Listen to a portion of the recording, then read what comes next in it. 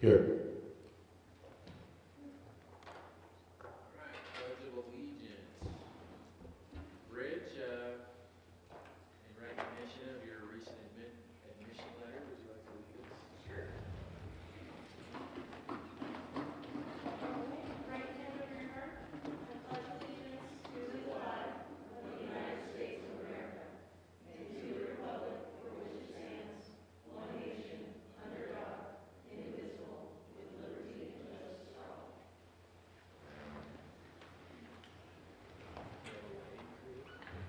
Create some special effects. Yeah. All right, thanks to whoever's out there doing that, making us feel that something's going on here. All right, closed session report out. There was nothing to report out. No action taken. And public comment. Any public comment for this evening? Yes? Huh?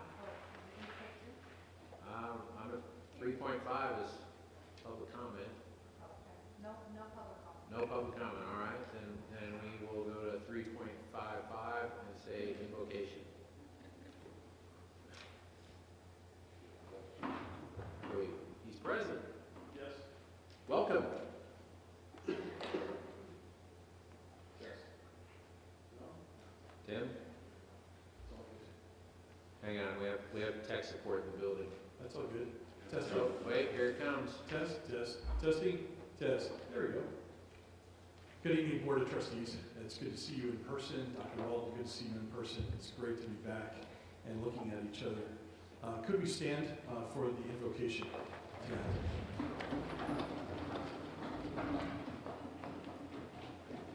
Dear Heavenly Father, we come before you this evening and we thank you for this, I'll say, amazing day, a day that we can be back in person, a day that we can continue to see things opening up and moving forward. We thank you, Lord, for our college. We thank you for this wonderful board and for our president. We pray your blessing upon each of them. We ask, Lord, that you would guide them and direct them, give them vision, Lord, vision beyond their years to take Victor Valley College to a brand new place. Thank you, Lord, for all of the students. Thank you for the faculty. Thank you for the administration, the support staff, the administration. Lord, we thank you for each and every one of them. We pray your blessing upon their lives. And Lord, for what is discussed this evening, we pray that your wisdom would be theirs, that you would direct their path, and that you would help them in each and every decision, each and every agenda item. Thank you, Lord, for it. We place it in your hands tonight in Jesus' name. Amen. Thank you so much. Thank you. All right. Announcement of items deleted or corrected from the agenda? None. Oh. Not yet.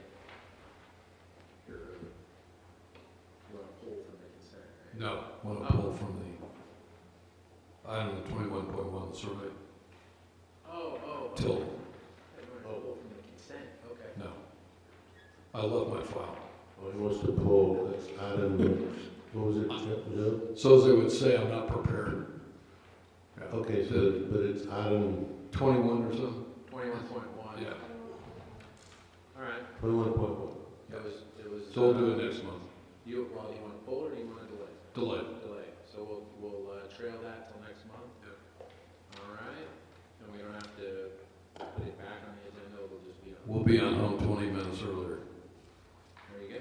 4.1, public comment. Again, we already covered no public comment. And Board of Trustee goals So this year it is, this year. let's go with the month. This month it is Trustee Tarpley and Trustee Henderson and Trustee Wood. All right. Jack, go for it. Sure. So my goal, if we get it together today, is goal number 2, which is adopt a new educational master plan and an enrollment management plan to address the issues of growth and guided pathways. So every action item in the educational master plan is being assigned a member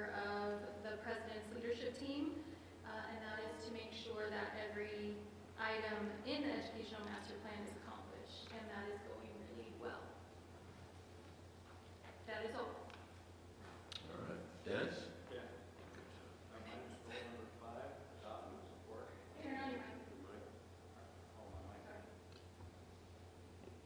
Yeah, goal number 5, support and adopt the Caring Campus Initiative. Several of the agenda items tonight are tied to a welcome back week for the college employees, many of whom have been working remotely and away from the campus for the past year due to this COVID. This event shows that employees truly value and are cared for.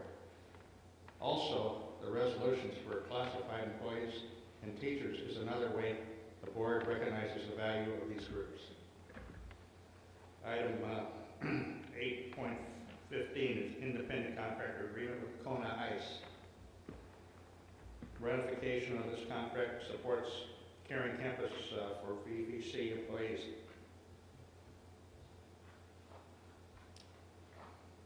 And welcome back after a long ways remotely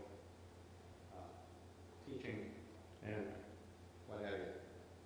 Anyway, item 8.16, independent contractor agreement, fires galore.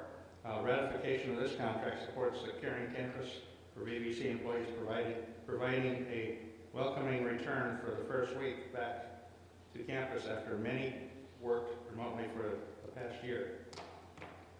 Item 8.17, independent contractor with Lucky's Ice Cream. Ratification of this contract supports the Caring Campus for VVC employees, providing welcoming return of their first week back to campus after many worked remotely for the past year. Item 8.20, independent contractor, Bear Valley Rentals. Ratification of this contract supports a Caring Campus for VVC employees, providing a welcoming return for the first week back.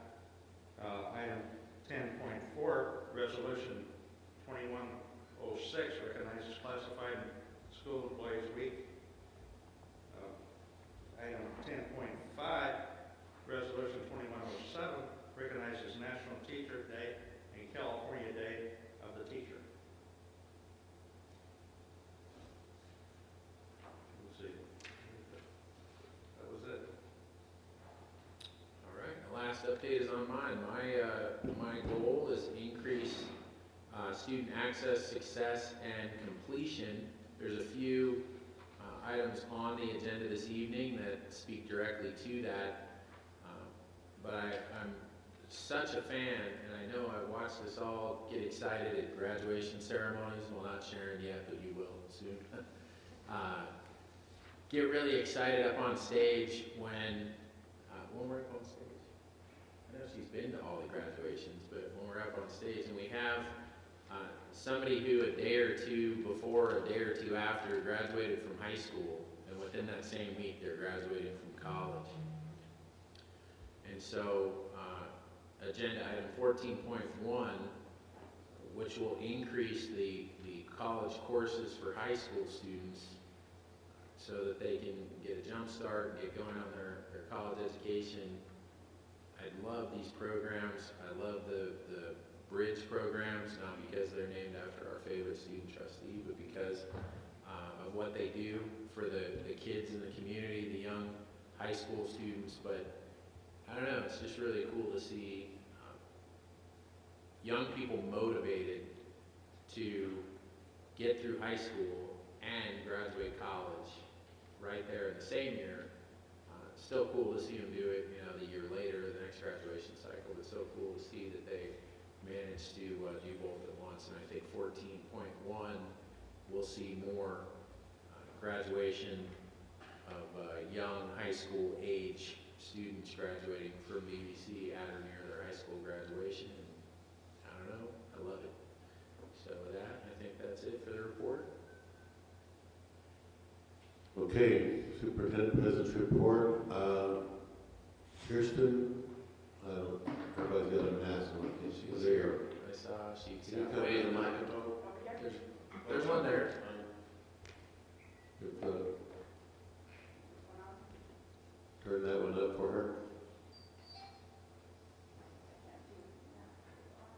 Just as soon as we got Tim used to There we muting go. and Got it. unmuting people on No. Zoom, we went live again.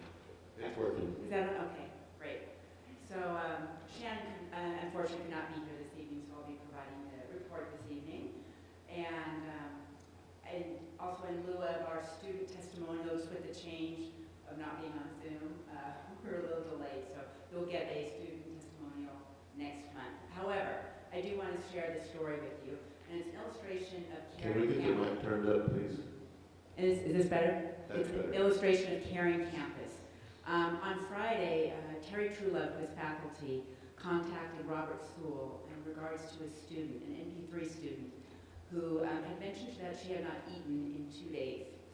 So at that time, Terry gave her $20 out of his own pocket so she could get something to eat. He contacted Robert Sewell, and who then contacted the foundation. And we were able to provide a $150 Walmart gift card in addition to emergency funding, $500. And then Terry Truelove is also going to fill out the application for the Boston Griffith Nursing Grant, which is for emergency funding, which will be $1,000.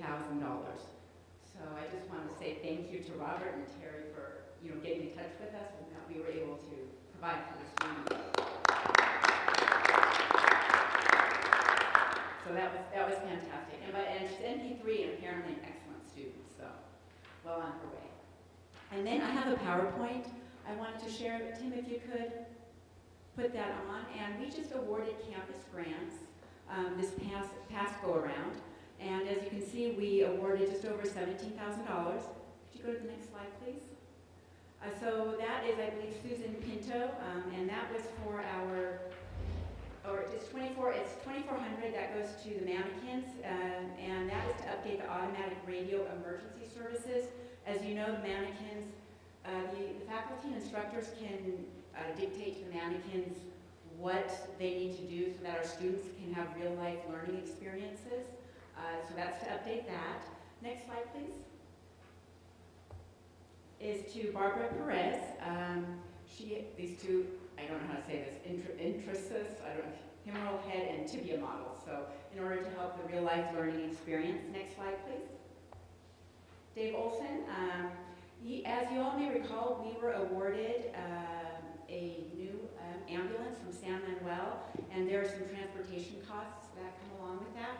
So he applied for a campus grant so that we can help with that. Next slide, please. Ryan Atkins, that is from the construction department to build a 12-by-8 shed for the summer program. And next slide, please. John Morales, also with construction technology, $2,500 to purchase equipment and parts. And next slide, please. Gardenia Malone, $2,500 to purchase modern and high-efficient chemical equipment. And next slide, please. Nancy Christensen, $2,500 to purchase a suitable laptop in order to make things work here in the PAC. And then our very last slide, Anna Marie Veloz, is $450 for the OBOC Scholarship Fund. So just wanted to share that good news from our office with the rest of the campus here. Are there any questions for me? No, thank you very much. You're welcome. Thank you, Kirsten. All right, John, John Allen. I can't believe I said that, John. None of you know who I'm talking about, but he does. John Allen, facilities report. Pick the color of my cup. Oh, I already picked for you. Okay. Once they get sterilized, we'll hear it. Thank you. Good evening. If I could start off, Tim, Trustee Brady at the last meeting, our last discussion regarding solar, had asked about the current value of the book value of the solar field. So on the screen next to you is what we have in our fixed asset financial module. So on January 1st of 2020, we booked the asset value, initial value, $5,592,000.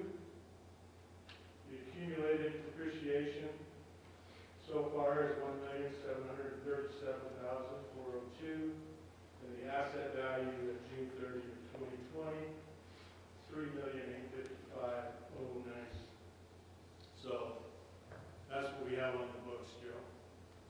John, a question. I think the basis was 11.5 million, right? Isn't that the number that? No, this is the solar field itself. Oh, the solar field. Okay, so it's The not all. original one is. Yeah. Okay. You're right. Okay, and if you walk around campus, you know the facilities, it's really busy. Our large project, we're renovating 50, 52, and 55. 52 has completed demolition. We're starting on level in the floor right now. 50's demolition is about 75% complete. So they're starting to demo some sidewalks and some asphalt that were not ADA compliant. We're putting out the bid this week, a renovation, a COVID-related renovation of the Ramrock Cafe.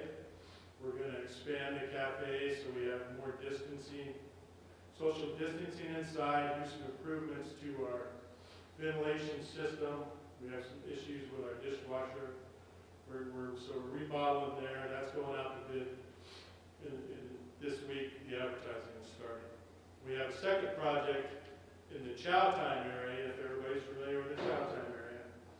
So we've got another project going in there. We're going to renovate that area and start self-operating that facility sometime this fall. So we're really in a rush right now to get the Ramrock open for fall semester, and then hopefully Chow Time will open it up to campus operations, hopefully shortly after the fall starts.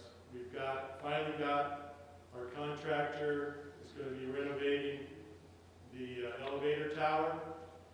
It took them about 6 months to get a bond, so they're starting to mobilize. We've got other projects on campus. If you haven't noticed, the grounds crew has done a lot of work. They're currently doing some work in front of the SAC. So it's really busy in the facilities field, and we get requests daily from campus for improvements, moves, and other issues. So if anybody knows any contractors you want us to contact, just let us know in the facilities department, and we'll, like I say, we're putting out the bid, the Ramrock right now. Any questions? Kind of a quick comment, John. Last night I had the opportunity of touring the campus with you and Dr. Walden and kids, Kevin G., right? Correct, that's right. Good. I just want to acknowledge the effort that, Kevin, are you here? Hi, Kevin.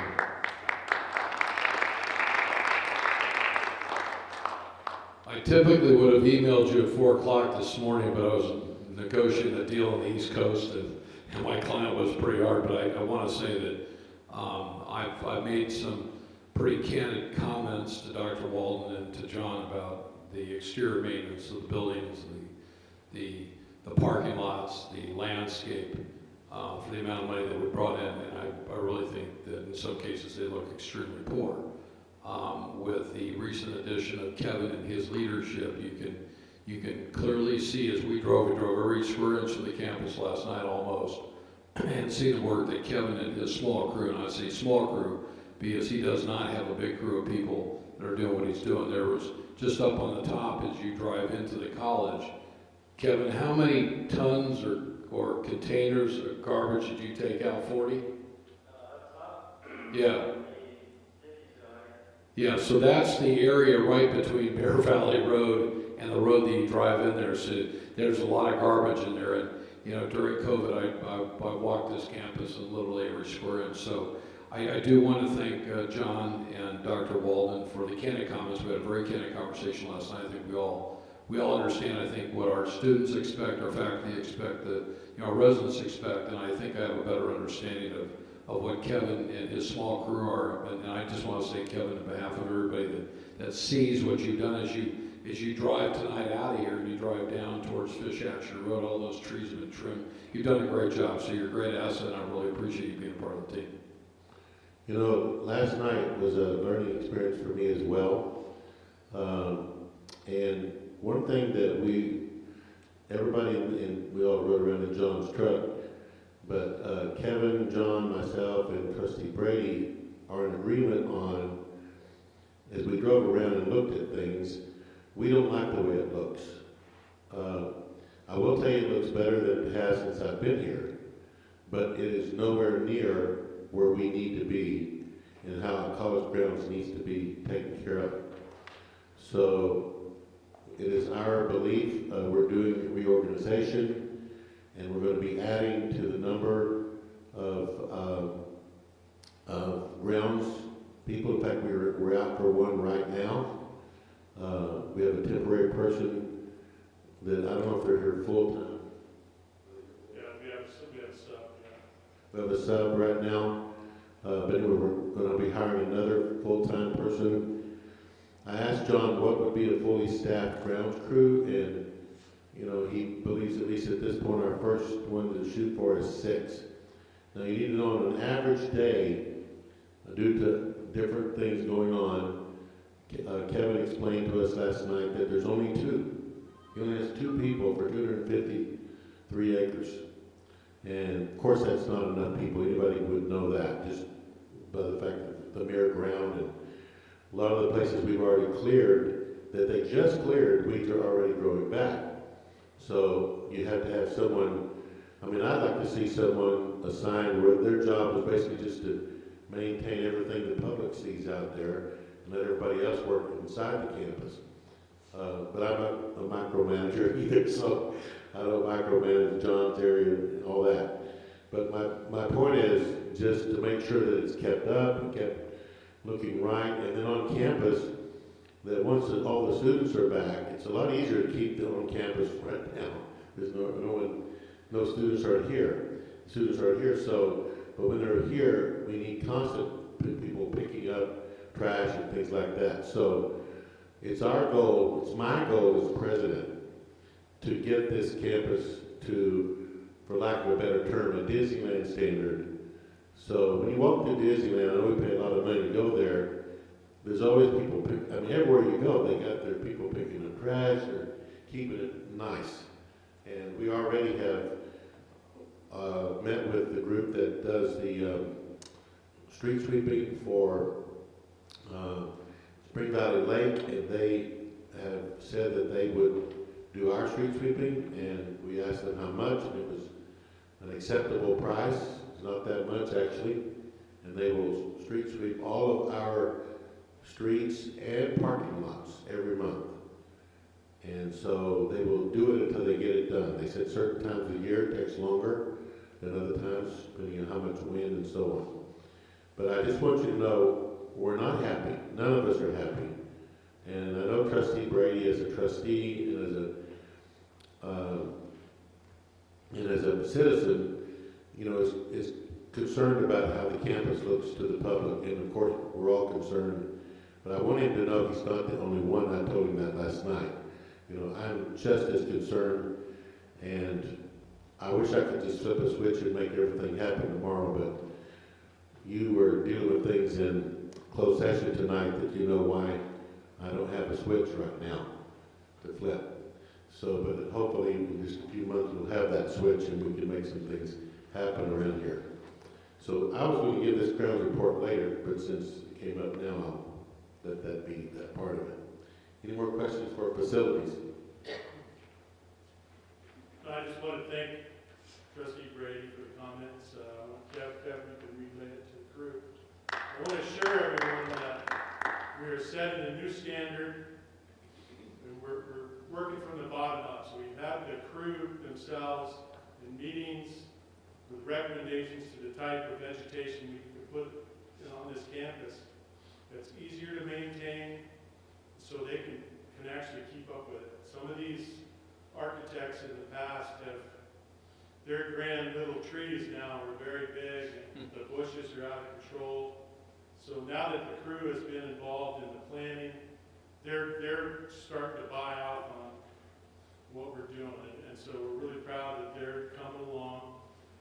Kevin has pulled in the custodial crew to help out certain times when we have a lot of brush to remove. So we're making progress, and I think as long as we, are collaborative with the people doing the work, we don't put a bunch of really hard maintenance items in front of them. They're here to help us decide what we're gonna put in. So it's gonna be interesting at the front of the sack. They're gonna put a few fruit trays and some daylilies. So we're gonna be doing a lot of the decomposed granite, compacted granite to keep the weeds down. So I think in the next few months, we're gonna make a lot of improvement, and everybody's gonna see it. So John bought pizza for the ground crew a while back, and I went to the meeting, and Kevin was there, and only 2 of them showed up, so I guess it's the 2 that showed up. But what those 2 said to us was, this is the first time in all their years at the campus that their opinion has mattered.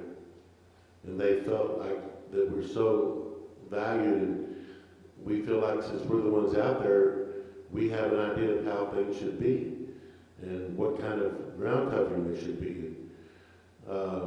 I want to commend John and Kevin both for creating a team. And as you build that team, Kevin, it's going to be a powerful, strong team. And for my part, if you have to have 8 instead of 6, then we'll go for 8. But just as long as they're all working, right? So that's the important thing.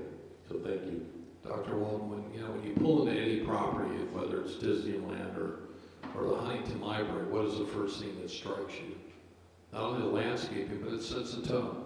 If we want to win that Aspen Award and we want the best faculty out here, we want the most out of our students, we have to be sure we're delivering it on site. And I think that's why people go to certain properties and they like certain things because it sets the tone. So Kevin, congratulations. I know what you're up against. We saw a lot last night.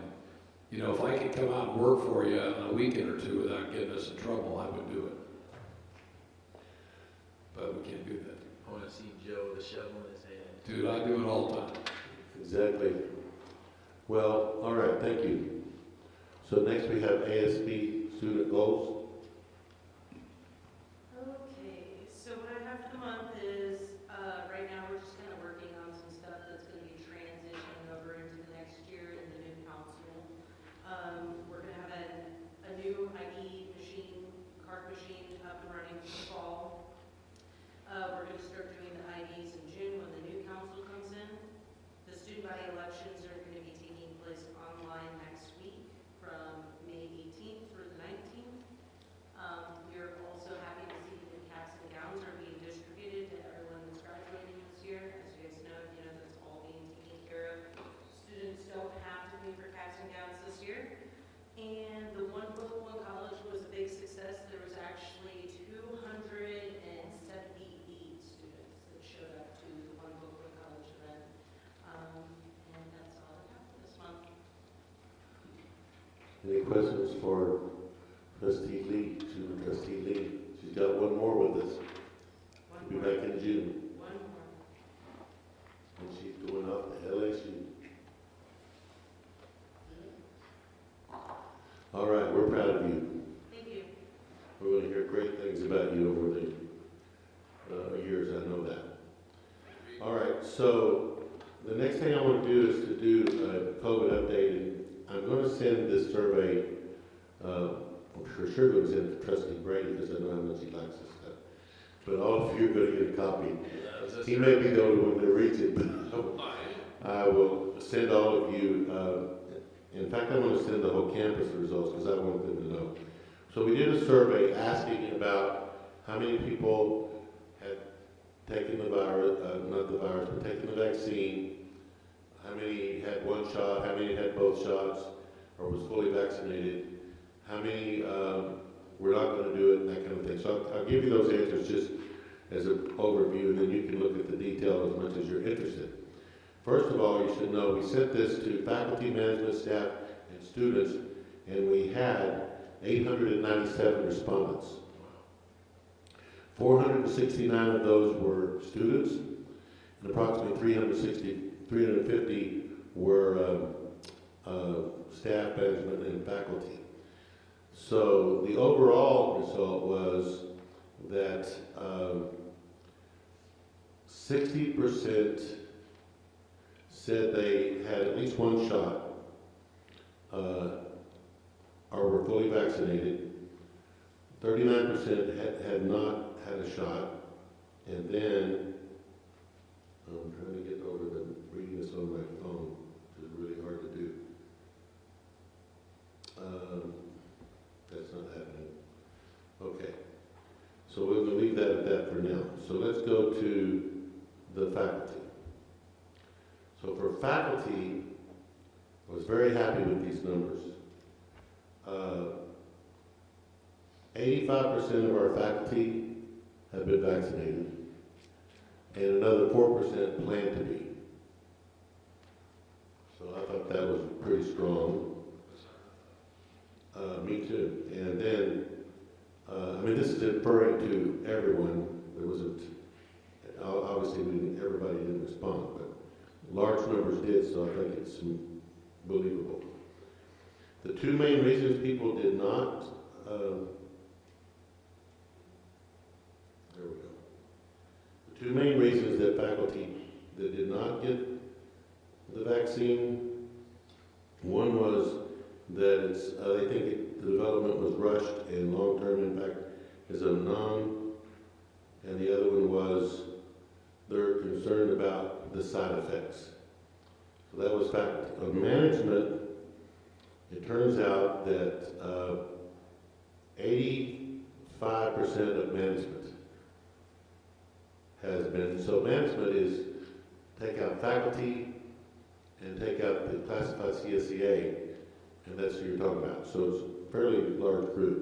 In fact, the 40 of our managers responded, which is incredible. So they're very well vaccinated, only a small percentage say they don't plan to be at all. And I won't go through their reasoning because the numbers are so small. All right? What if that works better in the PDF? Maybe. All right, so let's go to the staff responses. So for staff, it turns out that 70% of them have been vaccinated, and another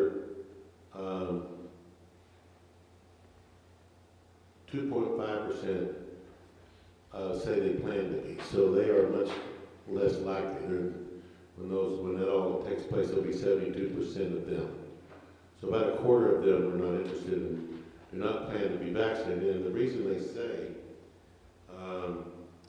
are two reasons. One is the side effects, and the other is they think it's too early and hasn't been proven over time. And then, of course, we wouldn't let you go without telling you about the students. So for the students, and I thought that was pretty incredible. Our students are on campus, and 469 or so responded. That was pretty good. And of the students, only 44% say they've been vaccinated, and 11% say they plan to be vaccinated before coming back to campus. So it's about 56% on the student side. And their primary reasons are the same as everyone else. There's other reasons, and you'll see there's like, how many? 1, 2, 3, 4. About 15 reasons, and the two main reasons are the two I've been sharing with you. So, another good news is we have not had a COVID case in our community, our campus community, since February 23rd. So that was really great. The vaccinations are happening in our gymnasium about 3 days a week, and for walk-ins, anyone from the community can walk in. DVH is administering those with the volunteer of our students. They're doing some of their clinicals in there, and also our faculty. In fact, I was in there last week and saw Courtney. I always go by her maiden name. I always forget her married name. Courtney Walsh. Trustee Wood's daughter, she's in the nursing program, and met me down there, and so she was giving out shots. I thought that was great. And then we're still doing the testing just past the gymnasium on the right in building 66B, and that's 6 days a week, all day long till like 9 o'clock at night. We have the staff, all non-teaching people returned to campus yesterday, except for a couple of people that had ADA accommodations and a few others that because of whatever reason in life are utilizing leave because they couldn't come back. So they're taking their available leave to be off campus. And then we have bought a bunch of portable air purifiers. We changed out all the filters in all our buildings. We are monitoring building occupancy levels, building ventilation, and by square footage, we're only allowing percentage of people in, as you can see by this great example tonight. So we're social distancing, we're wearing masks, we're cleaning all day long and sterilizing, but we've taken a major step forward. And most people are really happy about it, and a few are very unhappy about it. But we did take that step, and so it was not done in isolation. It was done with me consorting with, that's not the right word, me collaborating is the right word, with our collaborating with our crisis leadership team and our reintegration task force. And it was 100%. And also we met since then, and it was also no dissenting voices to bring the students back in the fall. So our plan A is that all classes, all students are open here on campus in the fall. And absent of some terrible rise in the spread of the disease and restrictions of government, that's what we will do in the fall. We'll be here. And I just read today in the Sacramento Bee, in the Capital section, that they're actually expecting by August to remove mask restrictions in the state of California and social distancing. So things may be a lot easier to actually have those classes in the fall if we stay on track. All right, and then I'm going to cover a couple more things for myself, and then I'm going to have Dr. Scott and Frank Staniels come. I already did the ground report, the Free College for High School Schoolers program. So every graduate in spring of 21 in the High Desert, we are offering, with the use of the HERF2 funds actually, we're paying for covering all their fees, including parking, student ASB, and books for the 21-22 year for them to come and go to college here. All high school students in the High Desert, except for their material fees. We're not covering that. That's a different animal altogether. And so we're working on that. We have a group of about almost 50 people, or maybe it's 30 something. Karen, I can't remember right off. That's out working with these these high school students on a daily basis, either calling, emailing, or standing outside the gate at the high school because they won't let us inside with a table, greeting the students as they come and go to talk to them about coming to VVC. To date, we've had 2,400 of them fill out applications. I think that's pretty phenomenal. And over half of those have filled out FAFSAs. Nice. So hopefully we have all those 2,400 in here in the fall. And so then graduation will happen on June the 12th at 6 p.m. at the Good Helen Pavilion. We're very excited that all you board members will be there and passing out those diplomas or degrees to our students and greeting them. Live Nation runs that, and they are pretty strict and tell us we have to wear masks. I was told that we couldn't hand them the diploma, but I said, read me where it says we cannot. And they read me that they recommend it. I said, well, then we're not going to follow that recommendation because I want you to be able to hand those diplomas to the students. They worked hard for them, and they should get them from you. And Todd and I are going to stand in front and take pictures Of course, you'll be taking pictures as well, but we'll be doing, as you saw a couple of years ago, Dr. Brumolo and myself. And then there'll be hand sanitizer there, so you can use it as often as you want, but I hope you'll shake their hand or bump their elbow or something, but you're not supposed to, but I just think they deserve it. So you guys do what you want to do anyway, you don't do what I say. That is true. All right, yeah. They killed me. You know, I'm glad you're so honest about it. Hey, quit micromanaging us. They killed my micro when I said that. That's funny. All right. True. The Leadership Big Bear Retreat for the students is going to happen up at Big Bear. And Robert, I'm assuming you're contacting. I saw you somewhere. Wait a minute. Oh yeah. You're contacting each trustee to schedule a time for them to come and spend some time with the students. The President's Leadership Team will be up there, and we will be we do our own thing in leadership training in the summer, and we do it there, but we will be having breakfast with the students on Friday morning and doing some sort of a exercise with them after that. So, and then when the leadership team goes home, I'm going to stay with all of you that stay the whole time and let you wear me out too. Okay, so we'll stay to the very end. And then there's 2 board meetings in June. One is the regular meeting on June 8th, and 2 days later. Now the one on June 8th will be in here, same channel, same station. And the one on June 10th will be in the SAC. And there will be an open session where you will be doing your annual board self-evaluation, and PPL will be leading that effort, and then there'll be a closed session.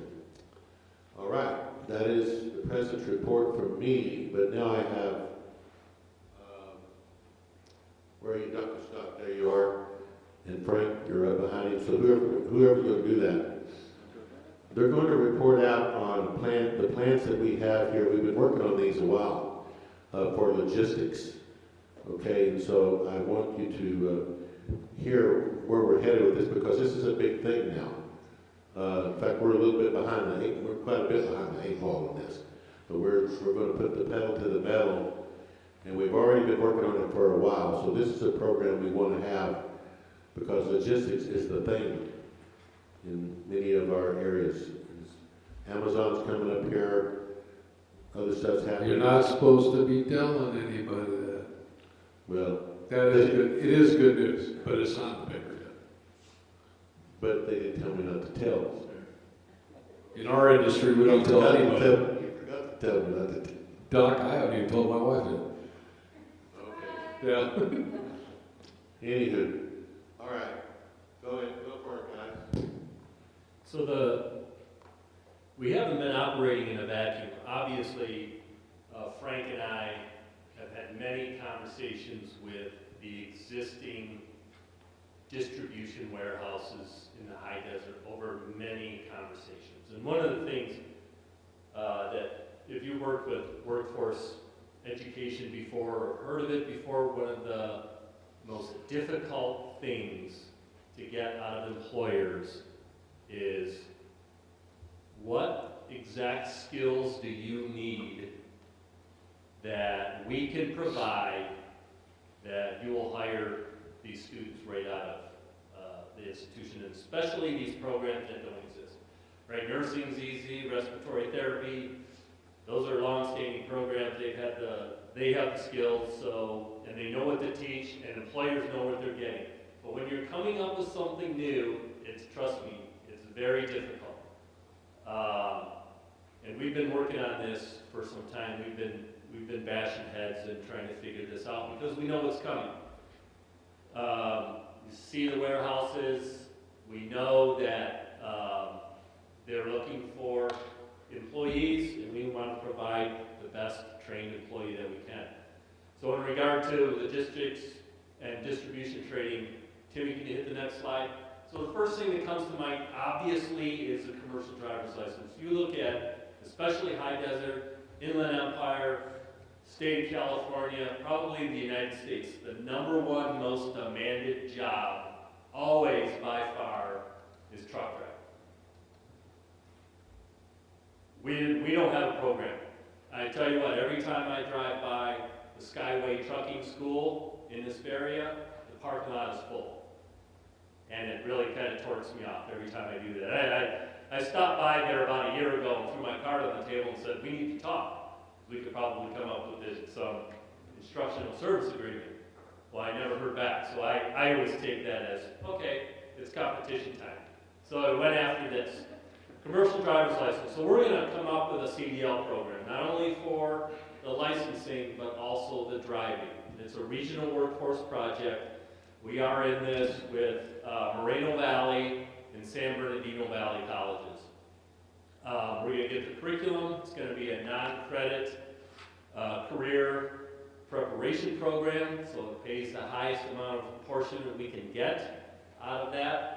It'll be probably 4 or 5 weeks. Students get out of there, they'll have their CDL Class A license. So important that we found out, I'll get to it the last slide, but so important when we found out, when we started talking to some of these logistics and warehouse employers about what some of those skills are. Frank? Go ahead and advance to the next slide. And then another key skill that we've been finding that's of great interest to these companies is welding technology. Good thing about that is we've already got a very successful welding program.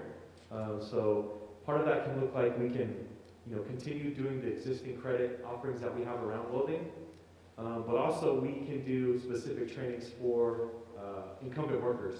And so what that could look like, it could be one large company sending us their workers for training.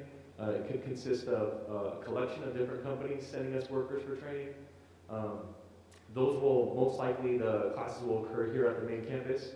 And it's just building upon that same success we've had with the welding program, but just expanding it to, hey Jennifer, just expanding that offering out to the community and really just being intentional on getting connected with these companies and just seeing how we can meet their needs and service not just their existing workforce, but the gaps that they don't have, the workers that they don't have to backfill those positions that folks are retiring from, to be able to build that skill all the way through. Go ahead and advance. And then another huge piece that we're learning that's essential to these industries is also forklift trainings. And so something to note with the forklift trainings is we can certify the students. They'll end up needing to get recertified with each employer along the way. But what we're finding is that schools that have forklift training programs put out better students that when they enter the workforce, they don't have to then retake so many times different forklift trainings, and it also makes them a lot more employable. So a big thank you to San Bernardino Valley College. They've offered to host us a train the trainer for this program. So I'm working on compiling a group of different teachers to send down to this train the trainer, and the goal is to get them instructor certified, and then the plan is to bring it up to the High Desert Training Center and get that program going up here. We've got a sit-down forklift. We'll need a couple of different kinds to be able to just produce a student who can walk out with like an OSHA certification and the various different type of forklift certs as well. And this, being that we're kind of at the early stages of this, hopefully this time next year we've got this program up and running and we've had a couple cohorts already completed successfully as well. Go ahead. And then the other big piece is industrial maintenance. Good news about this is one of our newer programs, but it's not brand new. So it's just kind of expanding again on what we're already doing. We've already provided training for industrial maintenance for 2 cohorts. We're looking to start a third this August. And so it's just growing that program, getting more teachers, getting more equipment, expanding that curriculum. Right now we're doing these classes as not for credit, but the goal is to transition it to non-credit as well, so it's more sustainable for the college and for the employers. And the good thing about this program, it also has opportunities for apprenticeship and pre-apprenticeship programs as well. And this is also located at the High Desert Training Center out at SCLA. Go ahead, Tim. So what did all that lead to? What we found out was these distribution centers, the managers of the distribution centers, yeah, they got people that can stack boxes, grab boxes, that's gonna be automated at some point anyway.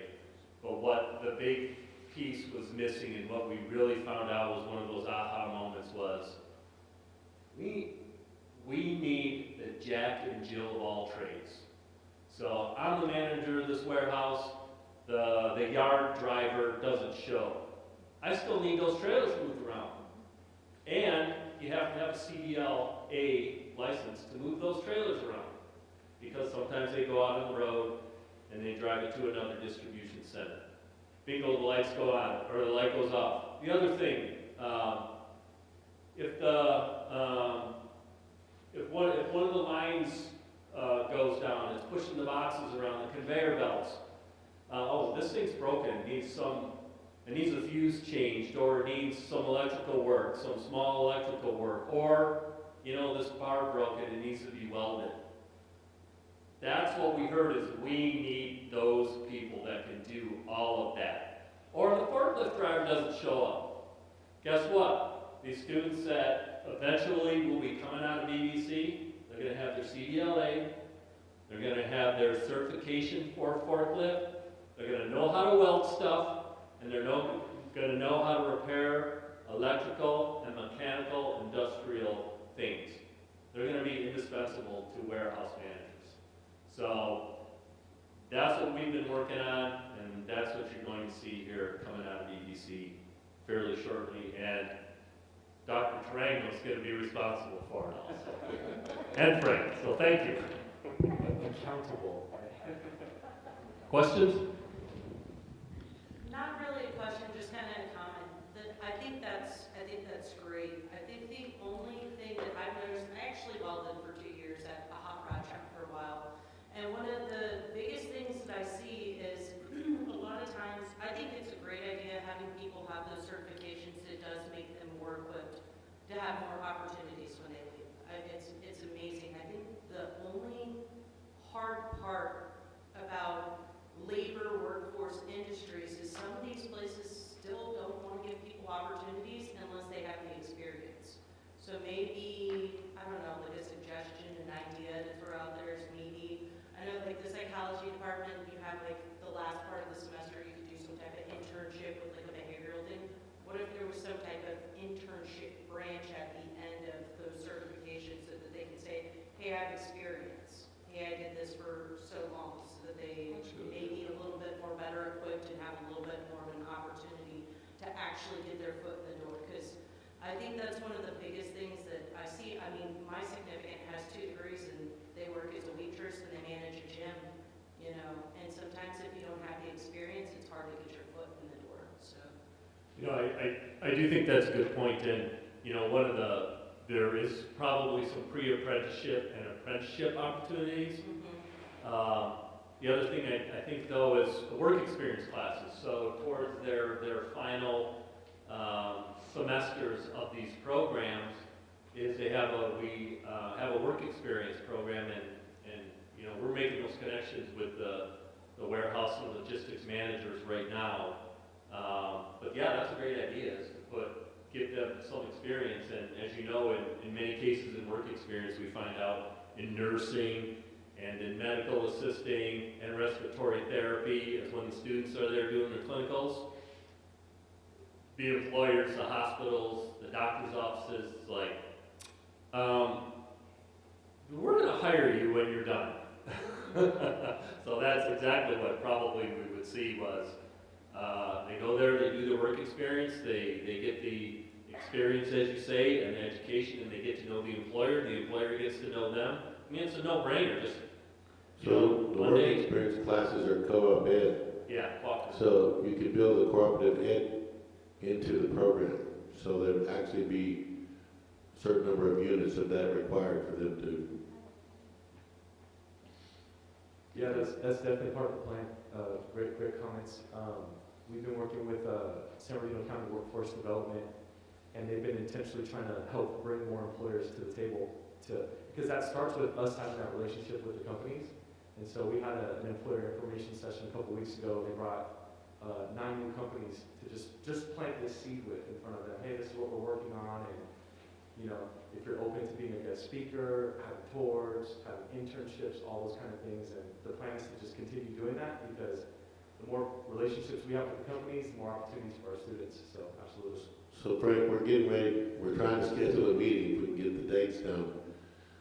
Trustee Brady was the instigator of this, but having those folks from the WIP there, and you and Todd are both invited, so you're part of the thing. I think that, what you just said, would be a great topic to bring up on that, at that luncheon. Cool. Dr. Walden, if I could, let me paint a picture. This is actually really exciting, because this is what we do. The High Desert region has 21 million square feet of industrial buildings. The Inland Empire has 680 million square feet of industrial buildings. We are building right now 25 million square foot a year of new buildings below the hill. So if you've been on an airplane and had a chance to fly into Ontario, it's mind-boggling. There are over 2 billion square feet of industrial in Southern California today. It has been, for the last 10 years, the fastest growing segment of the real estate economy. There's very few developers who are going to go out and build a skyscraper. Now we've gone through COVID, we figured out how to operate our homes. I've been up here 33 years Thursday at 2:45 in the afternoon. I've received more calls, and we are looking at more ground deals right now for industrial developers than we have looked at in the last 33 years. If I could tell you that right now I'm aware of about 15 million feet that will come in the market up here in probably the next 7 years. And yeah, Dr. Walden, you're right. We're the Amazon secret, we call it, since it's been out. Once Amazon validates the high desert, everybody else will come up here. There are 12 Amazon facilities down below, smallest one 600,000 feet. What has been the drag has been the pass, what we call drayage. So Todd and Frank, you're right. The truck driving issue is a major issue. There's a national shortage. If you look at all the major trucking, you know, Schneider, Walmart, I mean, they're paying big dollars and telling you, we've only got to be on the road like 4 days a week. You won't be away from your family. You'll be living in a first class. I mean, it's a huge shortage. But the idea, you know, I think what student president Bridge had to say is really true. I went to Cal Poly. And Cal Poly it's a California Polytechnic State University, and because they want real life experiences. So, you know, working with these employers, I can tell you that Don Brown, who's a valuable asset, he'll be awarded this Saturday night. Don sits on a board I sat on for many years in the IOP, Inland Empire National Association of Industrial and Office Properties. It's a massive group. I sit in the executive board of SIOR. So between the two of us, we sit at the table with all the major developers. And I'm going to tell you, I'd be more proud than anything to be able to say, you know, Todd, Dr. Walden, and Frank, you know, how do we get these people up here? There will be some major changes announced out at SCLA probably in the next 4 or 5 months. There's another player coming out there. The opportunity is huge.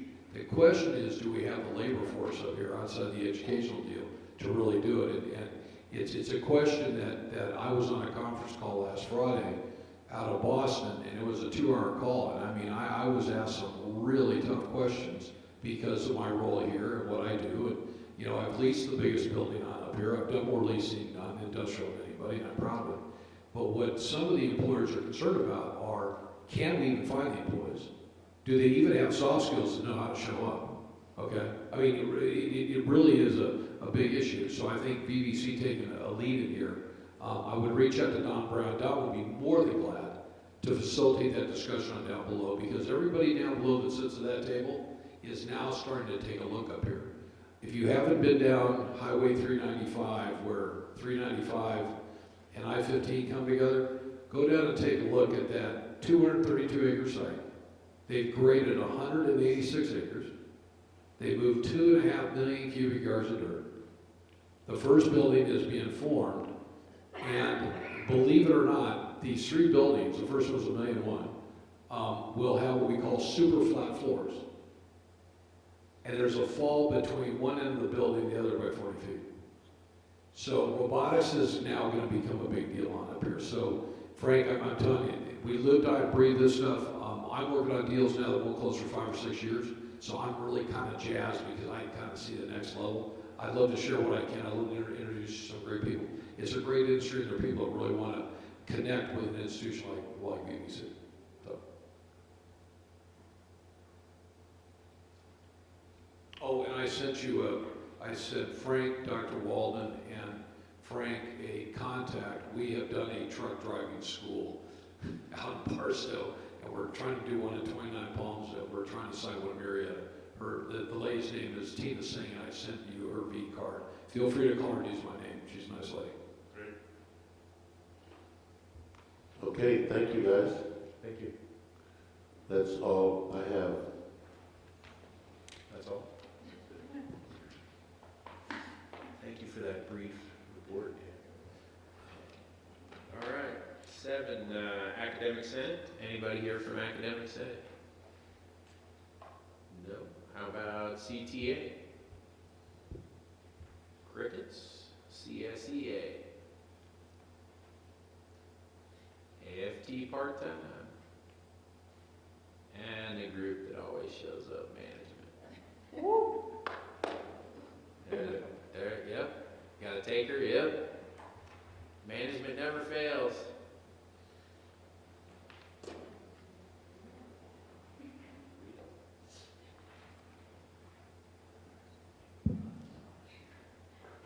Good evening, Board. My name is Malia. I'm the Director of Academic Success and Equity Programs. I'll be sharing with you our report out for management. From March 5th until June 3rd, Dr. Trish Ellerson, the Dean of the School of Law, Business, and Academic Resources. You can get a little bit more in the mic, Malia. I think it's the mic's turned down. Or else maybe they turned it up. One of the Can you hear? Oh, there we go. Yes? Okay. Ooh, it's close. Dr. Ellerson participated in IEPI's 2021 Focusing Strategic Enrollment Management Practices webinars and study sessions. She also attended the Courageous Leadership webinar series, as well as 4 webinars for Black Student Success Week, Follow the Money, the ABT Journey for African American Students, Equity and Black Representation in Higher Education Leadership, a legislative briefing actively advocating for student success, and she attended the Guided Pathway Summit on April 29th and April 30th.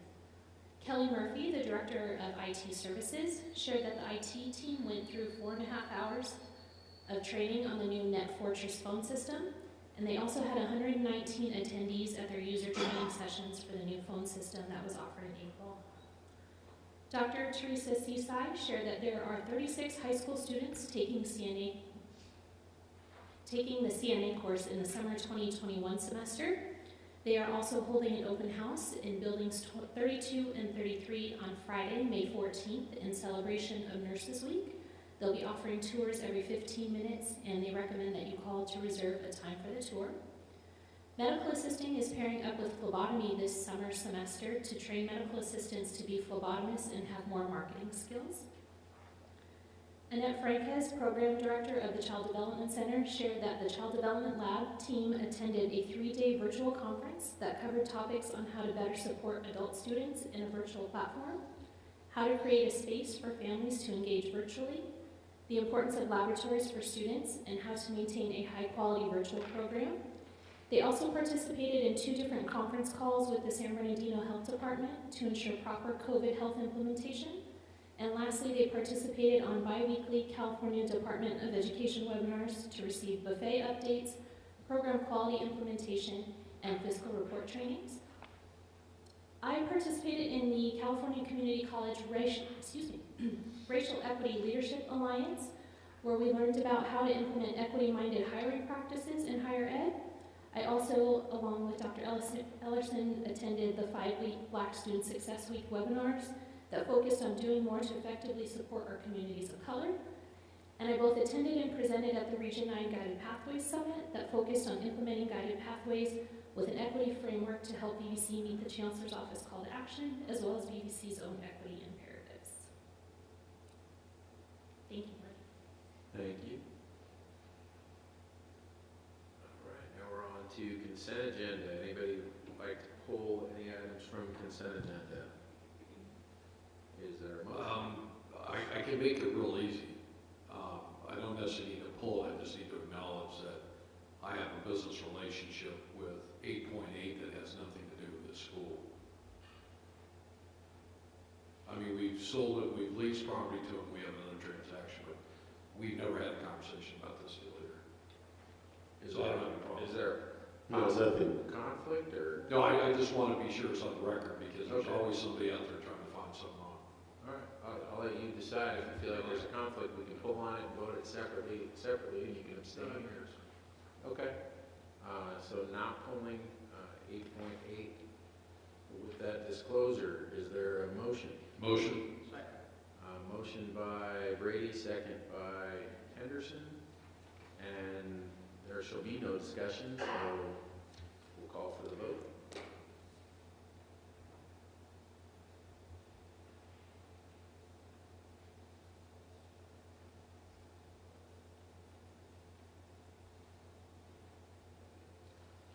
Did you check with student president? Oh, wow, twice. Back. We're off. President Bridge, is that twice? Yeah. We're back to the Oh. open meeting, and this is Oh, when no. I drop the ball. Wow. Of course, right? It's because the lights are on, you know? Oh. You Now you sound like the people of Washington, you know? I can't mean, shine and fumble until the lights are on. wow. Oh my God, Bridge, I'm so sorry. You're totally right. So student advisory I feel so vote good about is May. All right. Well, that won't happen again tonight. And of course, Joe, who forgot every time, is totally. No, you know what? I was just waiting. We had all this silent time. I'm thinking they were missing something here. Right.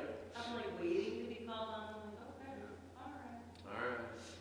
All right. 9 point, are we good? Do we get it all tallied? 9.1, still no public comment? All right. So 10.1 is items pulled, there were none. 10.2, student trustee privileges, is there a motion? Motion? Second. Motion by Brady, second by Henderson. So this is an annual decision that you have to make. The tradition here is that we grant the student trustee, when the board president can remember it, an advisory vote. Funny guy. And $600 per semester. And what was the one more thing we do? A trip. Oh, they start on June 1st. And a use of the Those are the three things. VVC aircraft. The only thing yeah, that'd be cruel. The only thing we don't, no, that would be fun. The only thing we don't do is, that I think we could do, is allow for motion second, that kind of thing, but it doesn't fit in board docs, so somebody needs to change that, whoever board doc people are. Dr. Walden, we talked about it. We talked about it when this thing originally came here, and the problem that we were having, that they did not include the student trustee on on the advisory vote. And you would think when you're dealing in an educational venue with a company as smart as that, and they couldn't figure it out, and it's been, what, I think 4 years now that we've been playing with this, they still, Yeah. so. I mean, maybe we should talk to him again. Yeah. But. So, This is to our student trustee, we've had that conversation, and we beat it, and we were told, no, this is how you gotta do it, because the computer doesn't register. We probably should talk to the board docs people again. All right, so any further discussion? Bridge, any input? This is for your future person in your seat in the future. No, All right. I think it's all suitable, but I mean, obviously adding that probably would be very conventional for them, but I don't know if it would conventionally be obtained. Right. I think maybe. It'll happen eventually, because there's legislation being debated right now around the whole issue, but, so I know that board docs is going to adopt it, but. But that Yeah, they discussion, Dr. Walt's been, as long as I've been around, there's been, some good healthy discussion. I'm talking about, what do we do and how do we go to the next level and all that. And the system that we have here is not broken. There's no need to fix it, but, I think that we've been sensitive to push, and maybe if you could or somebody could reach out to more docs and see, there's nothing better than having VVC as the first college to, We'll do that. Michelle's already nodding. All I right. can see her. And student, I can feel when you're nodding. student advisory vote? Yay. You're welcome. I waited until you were sweating on water on purpose. I know my allergies.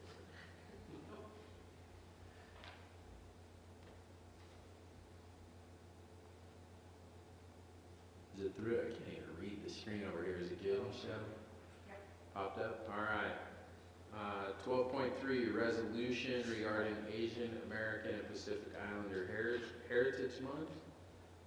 There's an entire resolution here with today's date. Dan, should we read this, or it is available as attached to the agenda? Well, we should read at least the resolution part, even if you don't want to do the whereases. Now therefore be it resolved. Yeah, you wanna do it, or you want me to do it? Therefore, want me to read it? What did you say? Yeah, I'm saying, does somebody wanna read it? Or I'll Be right, yeah, okay. How about if I make a motion? There was a motion by Henderson. Oh, you made the motion? Yeah, he did. Okay. Is there a second? I'll second it. Second by Brady. You wanna read it? You seem like you were kind of volunteering, right? Dennis, we heard you volunteer. Okay, all right.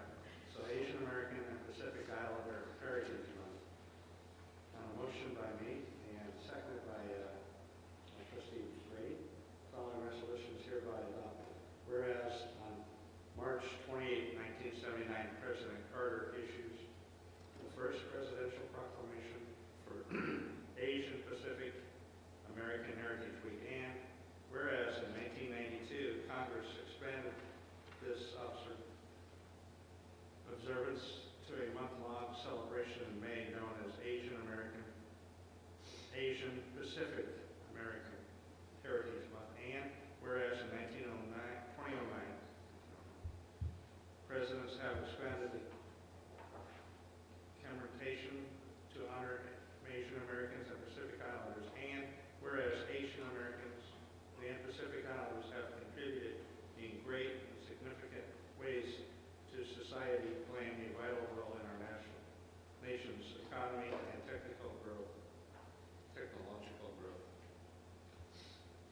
Whereas the vast diversity of cultural traditions of Asian Americans and Pacific Islanders continues to strengthen the fabric of the American society, and whereas Asian Americans and Pacific Islanders Heritage Month is an opportunity for all Americans to commemorate the struggles and victories of Asian Americans and Pacific Islanders in our history and their invaluable contributions to society. Now, therefore, be it resolved that the Victor Valley Community College District recognizes Asian American and Pacific Islanders Heritage Month, encourages all citizens to explore the rich and significant heritage of the Asian American and Pacific Islanders community, and honors the vital role they have played in the economy, culture, and community throughout the district and the United States. Passed and adopted by the vote. All right. Student advisory vote? Yay. All right, next up, we have a resolution to recognize classified school employee week. They get a whole week. So I will, we'll ask, is there a motion? Motion. Motion Brady, is there a second? Second Henderson. Jen, you want to read this one? Sure. As a classified school employee, I would be happy to read it. I figured you would. You get a whole week. Victor Valley Community College College District resolution to recognize Classified School Employee Week. On motion of Member Brady, seconded by Member Henderson, the following resolution is hereby adopted. The third full week of May, the 16th through the 22nd, has been designated as Classified School Employee Week in California by the California School Employee Association and the California State Legislature. Whereas classified professionals provide valuable services to the school and students of the Victor Valley Community College District, and whereas classified professionals contribute to the establishment and promotion of a positive instructional environment, and whereas classified professionals serve a vital role in providing for the welfare and safety of Victor Valley Community College District, and whereas classified professionals employed by the Victor Valley Community College District strive for excellence in all areas relative to the educational community, therefore be it resolved that the Victor Valley Community College District hereby recognizes and wishes to honor the contribution of the classified professionals to quality education in the state of California and in the Victor Valley Community College District. It further declares the week of May 16th through the 22nd of 2021 as Classified School Employee Week in the Victor Valley Community College District. Thank you. All right, student advisory vote. Yay.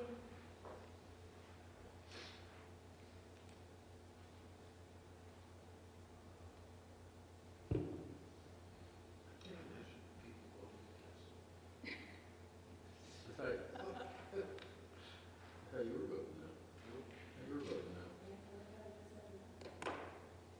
We'll go the first. All right, 10.5. I just want to comment on what you just passed. We've had a welcome back week this week, and we're definitely included all of them. But we will, the President's office, I don't know what they have planned for themselves, but we will be doing something special for them throughout the week, next week. So, my army of two, I'm like Kevin, I have two. We will plan something tomorrow, get together, our heads together, Michelle and Gabby. Where is Gabby? Over here. She guarding that door, okay. Yeah, she was smart. She picked a good seat. All right, 10.5, recognition of National Teacher Day in California, Day of the Teacher. Sharon, could you read this one? Need a motion? Oh, motion? Motion. Motion Brady, second Henderson, and there you go. Sharon, can you read this one? Brady, and then Henderson. Victor Valley Community College District resolution to recognize National Teacher Day and California Day of the Teacher. On the motion of Member Joe Brady, Trustee Brady, second by Member Trustee Henderson, the following resolution hereby adopted. Whereas the foundation of American freedom and democracy is a strong and effective system of education where all people have the opportunity to learn in a safe and nurturing environment. And whereas much of the success of our nation is the result of the hard work and dedication of teachers across the nation. And whereas teachers spend untold hours and resources preparing lessons, evaluating progress, and providing guidance and encouragement to their students. And whereas no other professional touches as many individuals with such a lasting effect. And whereas the dedicated teachers of Victor Valley College educate, motivate, and inspire students, molding the minds, training the workforce of the future. And whereas California has produced the thinkers, the scientists, the inventors, the technicians, and the engineers that have led our nation to become the strongest economy in the world now. Therefore, be it resolved that the Victor Valley Community College District hereby recognizes and wishes to honor the contributions of all teachers and the quality of education they provide in the state of California and throughout the United States. The Victor Valley Community College District declares May 4th, 2021 National Teachers Day and May 12th, 2021 California Day of the Teacher. Nice. And student advisory vote? Yay. While you're voting, we did celebrate that last week? Michelle, you remember, or Gabby? Teacher's Day.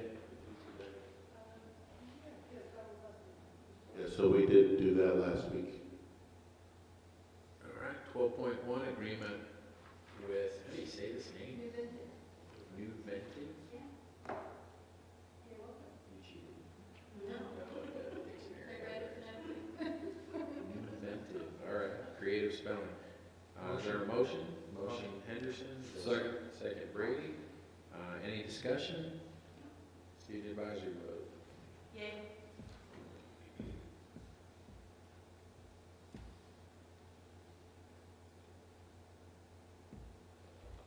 All right, 12.2, VVCCD grant of easement to the county of San Bernardino. Is this out at, this is the one out of Phelan, right? Yeah. All right, motion.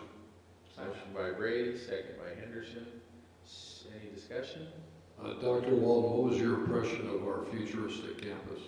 And when do you think that site will be developed? So, actually, there is water to the corner, right? Yeah, well, to the adjacent property. To the adjacent property, so somehow they got water out there already, so this is going to continue.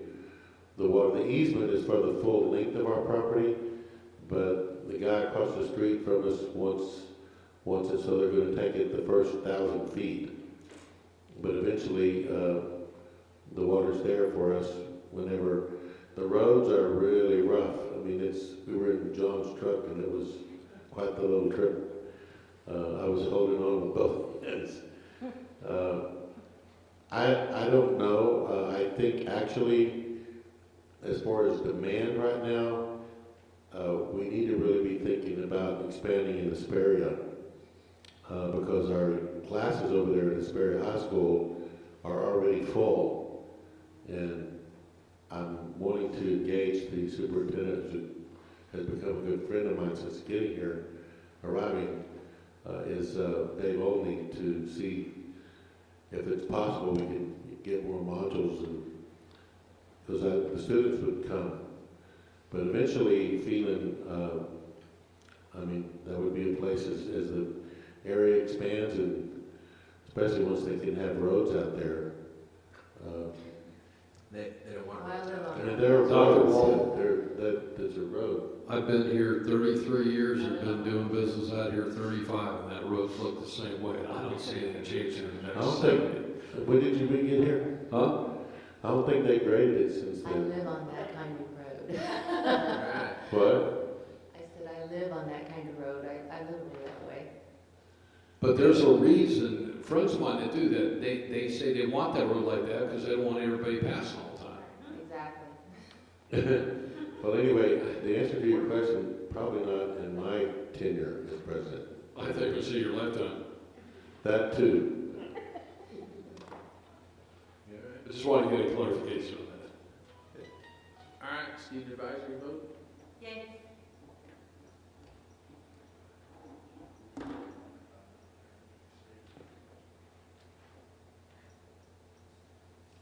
And Dr. Walden, I would agree with your comments. Dave Olney is a great asset to the educational community up here. He is really a true leader. He is really a good guy. 12.3, agreement with Enco Systems. Motion. Shooter detection system, motion by Henderson, second by Brady. Any discussion? So, when I saw the price tag on this, I rejected it, but then I was told later that there's a grant that's paying for this, so it's not costing the college anything. This, how many, you'll guess, where did I see? How many sensors are we putting out there? Putting out 36. 36. 36 sensors? Yes. So, they're gonna be around campus, they detect gunshots, flash of the muzzle, that kind of stuff, and immediately notifies our police that there's been a shooting. That's like some movie stuff right there. You know, it's so sad that we even have to have this conversation. Right? It is. But they're crazy people, Well, and they have guns. hopefully it never goes off. So any further discussion? Student trustee advisory? Yay.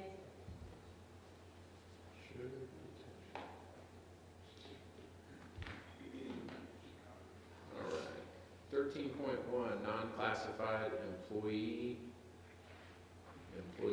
Is there a motion? Motion. Motion Brady, is there a second? Second Henderson. So we have employment contracts. Yeah, I know a while back you guys delegated to me to be able to do this, but our legal counsel pointed out that it's in the ed code, you have to do it yourselves. You can't delegate to me the authority to approve these, which is strange because I can approve a classified employee and all those other employees, but not this one, so. Any further discussion? Student advisory? Yay. 13.2, new job description and salary placement for clinical placement program manager. Second. Motion by Henderson, second by Brady. This is for the nursing program manager with an attachment. We have motions. Is there any discussion? Student advisory vote? Todd, what is, I don't remember us even, we must have skipped over this yesterday. What is this? Surprise. This is a regional funded clinical placement coordinator position that we traditionally had filled it by part-time faculty.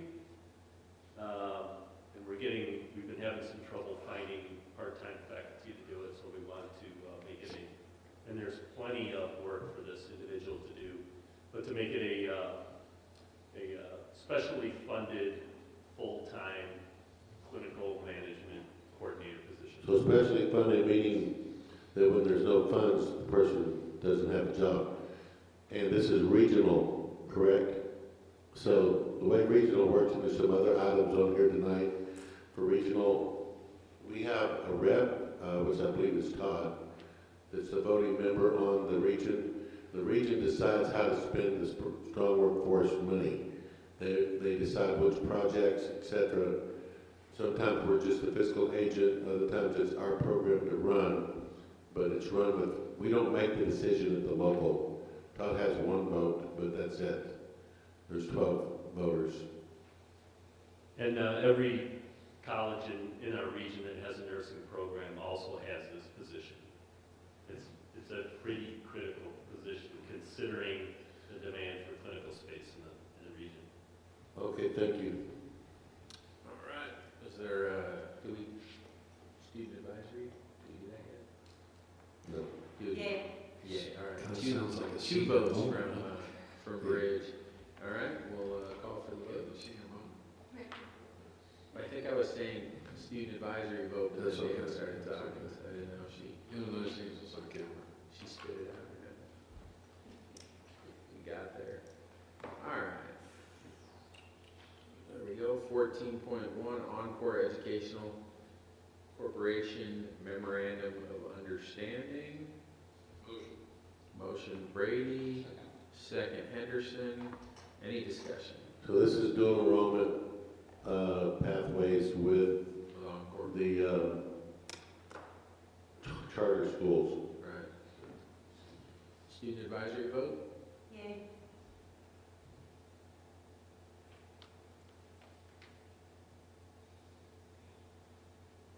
All right.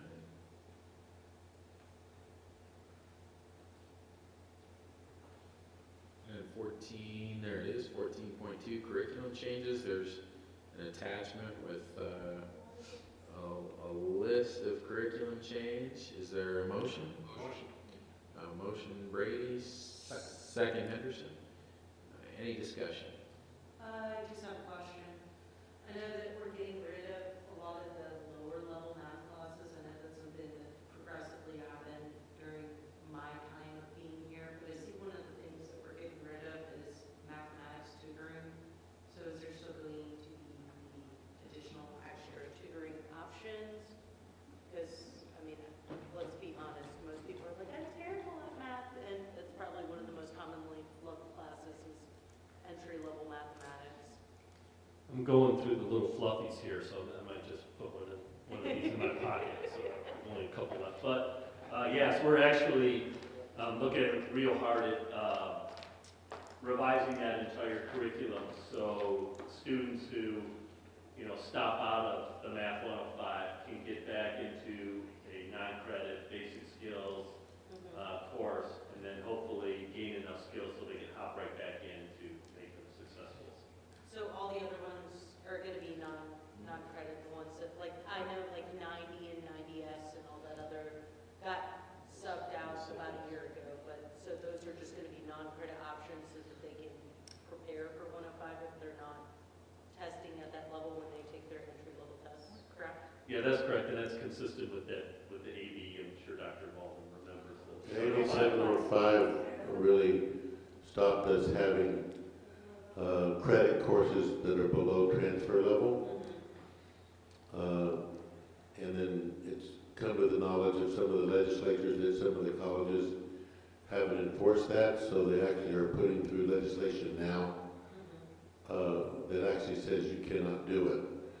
So before they basically said, please plan your stuff around your credit programs. So there are students that are not going to be successful in our credit program, even though they have the supplemental course at the entry level, college level. So we're working on creating, don't hold me to this name because it can't be up at the campus what they call it, but sort of a readiness academy that's built with non-credit classes like Dr. Shaw was just pointing out. So a student that comes to us that's just, they're so far below, we know that they're not going to be successful, or they attempt and they just can't even finish the course. We would put them in the Readiness Academy, that within, 6 months, a year max, they would be college, we could tell them, you're college ready now. You're ready to go and take English and math and do the rest of the course. If you can't pass English 101, you're not going to do well in psych and social and the other humanities and so on.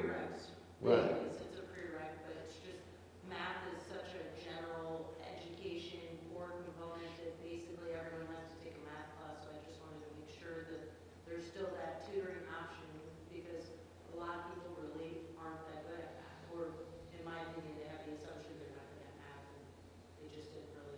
Yeah, so math too, yes, that's the big one, actually, bigger than English. Okay. All right, any other discussion? Student advisory vote? Yeah. I think Joe didn't care for your questions, Bridge. He left. He's about that way. Speaking background. Now he's sneaking back around this way.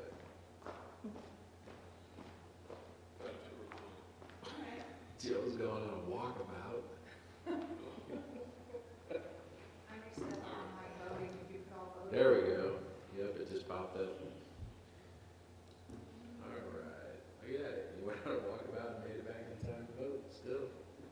16.1, agreement with KFT Fire Trainer LLC. What? No? Pause? Can you vote for me? I vote yay. Vote yay. It just says change vote. Trustee Henderson, what is your vote? I voted, didn't I had to reset it, so it may not pop up again. What? I had to reset it, so it may not pop up again. Can you give me a verbal vote? Oh, verbal vote. Aye. Thank you. I thought I did that, okay.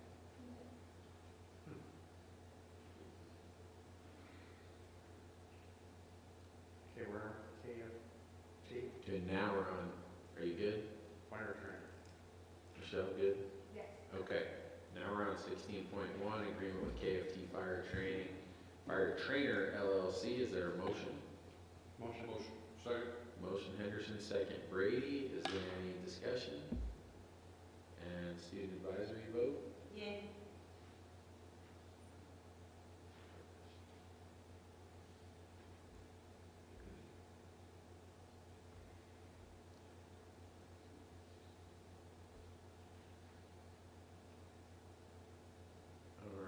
16.2 participation agreement with IEDRC Riverside Community College District. Is there a motion? Motion Henderson, second Brady. Any discussion? Student advisory vote? Yay.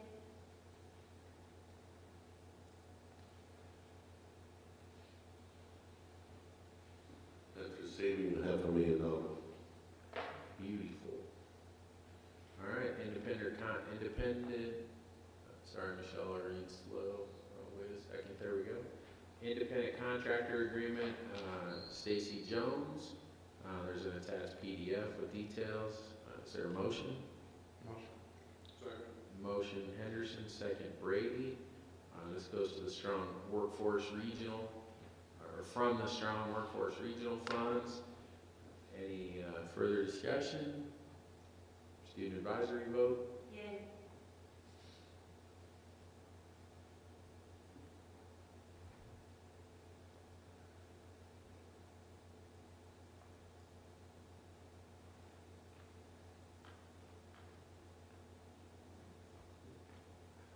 And 16.4 contract ed FCC Victorville, the solar and recycling programs for 2020 to 2021. Is there a motion? Second. Motion. This is so you can pay Michelle's husband to teach solar recycling in the prisons. Nice. Motion Henderson, second Tarpley. Any further discussion? And She said they need the money. Student advisory? Yay.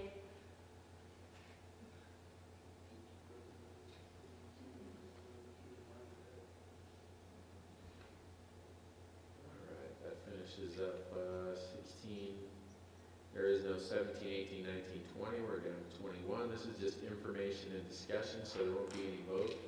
I called you President Brady. Trustee Brady, continued 21.5 to next month.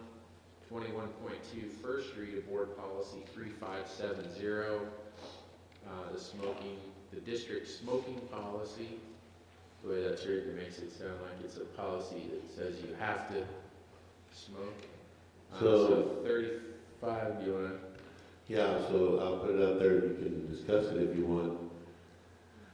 So back in 2017, when Dr. Wagner was here, they took through the campus governance process,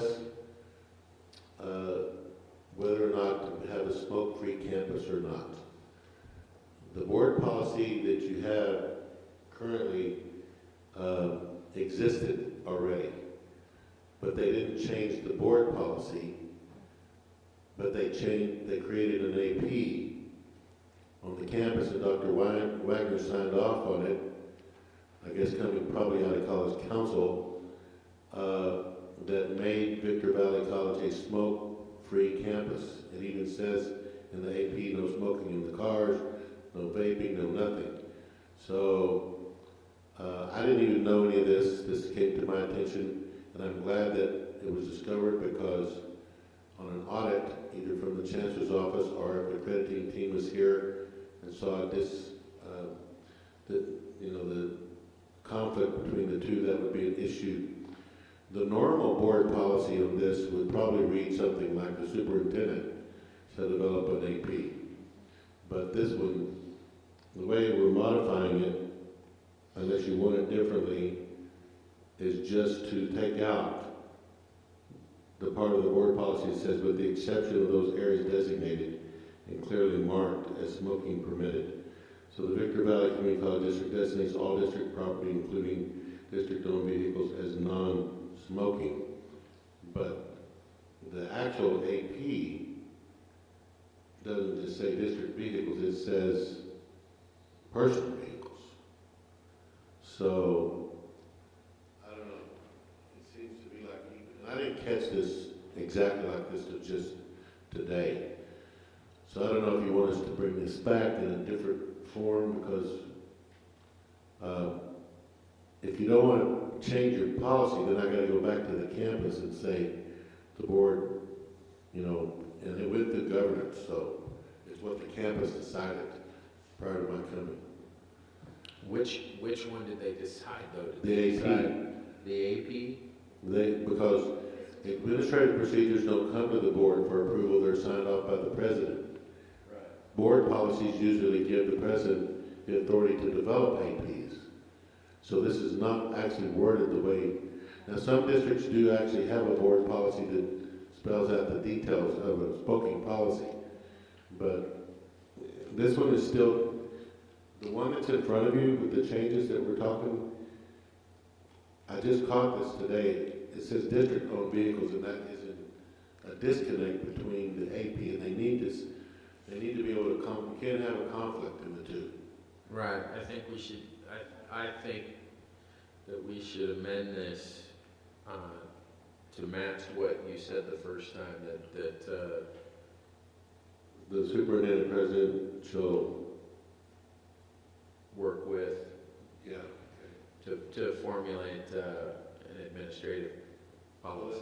Let's do that, and, You wanna bring it back, or do we wanna amend it on the fly? well, it's not a voting I thing agree. tonight. Right, it's just a first read, all right, we'll bring it back, so then. Let me ask you a question, Dr. Wald. I smoked for 40 years and I've been clean for 11. I'm grateful for it. Can you legally restrict somebody from smoking in their own car?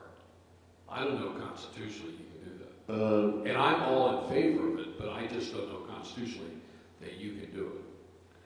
You know, I don't know, I mean, we will check the legality of that, okay? So Michelle, let's have Jeff check. I do know that campuses, in almost all California community college campuses are smoke-free. I didn't know this one was because when I got here it wasn't posted.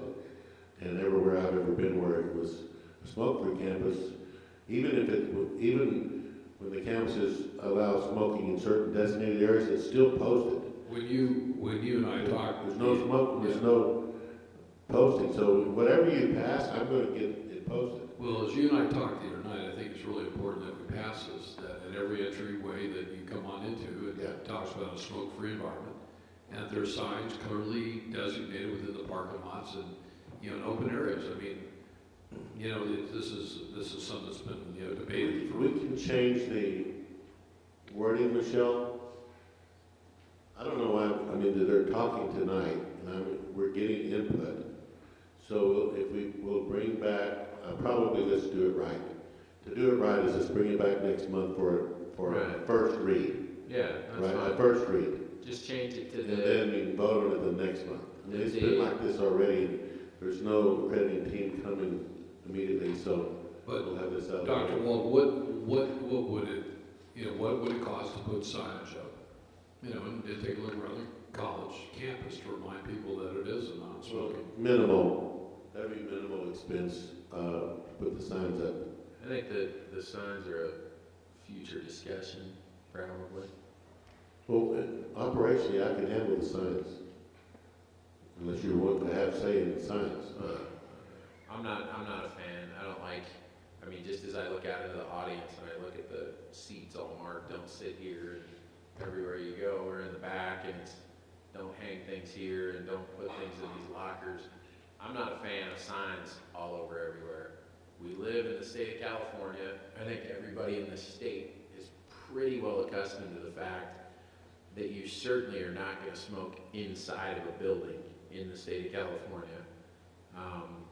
Any building, government, school, public, private.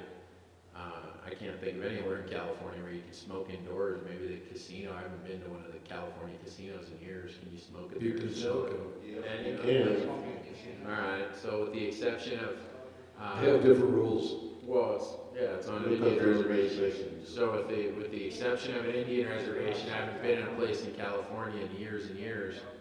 I'm not a fan of a lot of the signs. I like the signs that direct people, that, you know, the signage that point people in the Smoking right signs are direction. usually just on the buildings throughout the campus. Yeah, I'm just not a fan of all these signs. I mean, right when we walked up tonight, we were locked outside. I was standing there looking, and the front glass doors up here are littered And I see it as litter. They are littered with signs, right? First of all, most people don't read them. I think they make the place look shabby.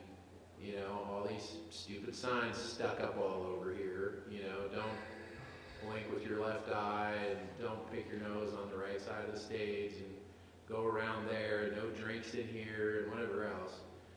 I'm not going to advocate for more signs. I would be advocating to get rid of some of these signs because I think they make the place look shabby. Most of them are actually COVID related, unfortunately. Right, but Yeah, I mean, it looks I just totally all, get it, I totally just get it. when we're sitting back in the closed session, there's signs, don't hang things over here, don't put things there, don't use this lock or whatever. It's like, all this stuff stuck everywhere, it just makes it look shabby in my mind.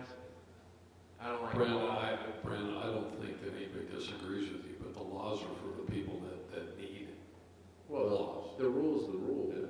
whether there's a sign or not. But we have a lot of adults that, you know.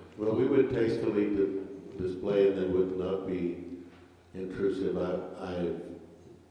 There's plenty of models out there. I've seen it. I've been on like 50 of the 116 campuses, so Yeah, I mean, I'm we'll not, figure that out. But I'm I not think telling you we'll- what to do, I just wanted to, Joe was saying that he wants to see signs. If he hadn't said anything, I wouldn't have said anything, but I just didn't want you to leave here thinking, oh, the whole board wants us to stick signs up all over. I hate the ones that we already have, So so. all we'll do right now is bring to you back a resolution that is in consonance with the board, the AP. If the AP language is illegal and not constitutionally defendable, then we will still bring back to you for us to develop it, and then I'll have to send that back to college council for a modification, the AP. Right, on topic, I would say bring back a 3570 that just indicates that the administration will work with college council to formulate an appropriate administrative policy, and that's sufficient. We'll do that. All right, moving on, 21.3, first read board policy 3720. This is about computer and network use. Employees and students who use district computers and networks and the information they contain and related resources have a responsibility not to abuse those resources and to respect the rights of others. The superintendent president shall establish procedures that provide guidelines to students and staff for the appropriate use of information technologies. The procedures, sorry, I learned how to read one of these days. The procedures shall include that users must respect software copyrights and licenses, respect the integrity of computer-based information resources, refrain from seeking to gain unauthorized access, and respect the rights of other computer users. So that's the first read of board policy 3720. So the only change that we're making here is adding in the references. And it's an update of a 20-year-old policy, which does not look good to accreditation that you have, because the standards say you shall regularly review and update policies. So 20 years is not a regular review and update. Computers are pretty much the same as they were Well, we're not changing any of that 20 language. years ago, right? If it's every 20 years, it is. The Wi-Fi, right? Well, we About the update, same. so the AP, what this is saying is the APs is where you send this. So college council, like I think you guys right now are doing something, aren't you, Todd, in college council with the computer AP? Yes, sir. Yeah, so there's always that.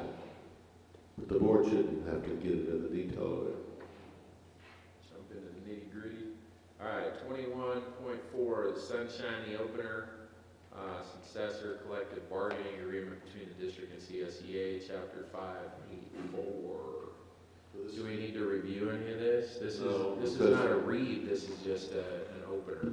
So what you're seeing here is CSEA wants to open 1, 5, 8, and 11, and the district is opening practically everything else for reasons you heard in closed session. So Just information. this is just putting us out here as part of the sunshine Perfect. so that they can enter into negotiations. All right. Any other discussion on that? It was a closed session item already, so I think we should just leave it as the sunshine and move on to 22.1, individual board of trustee reports. Want to start with Sharon? Yeah, got anything to report?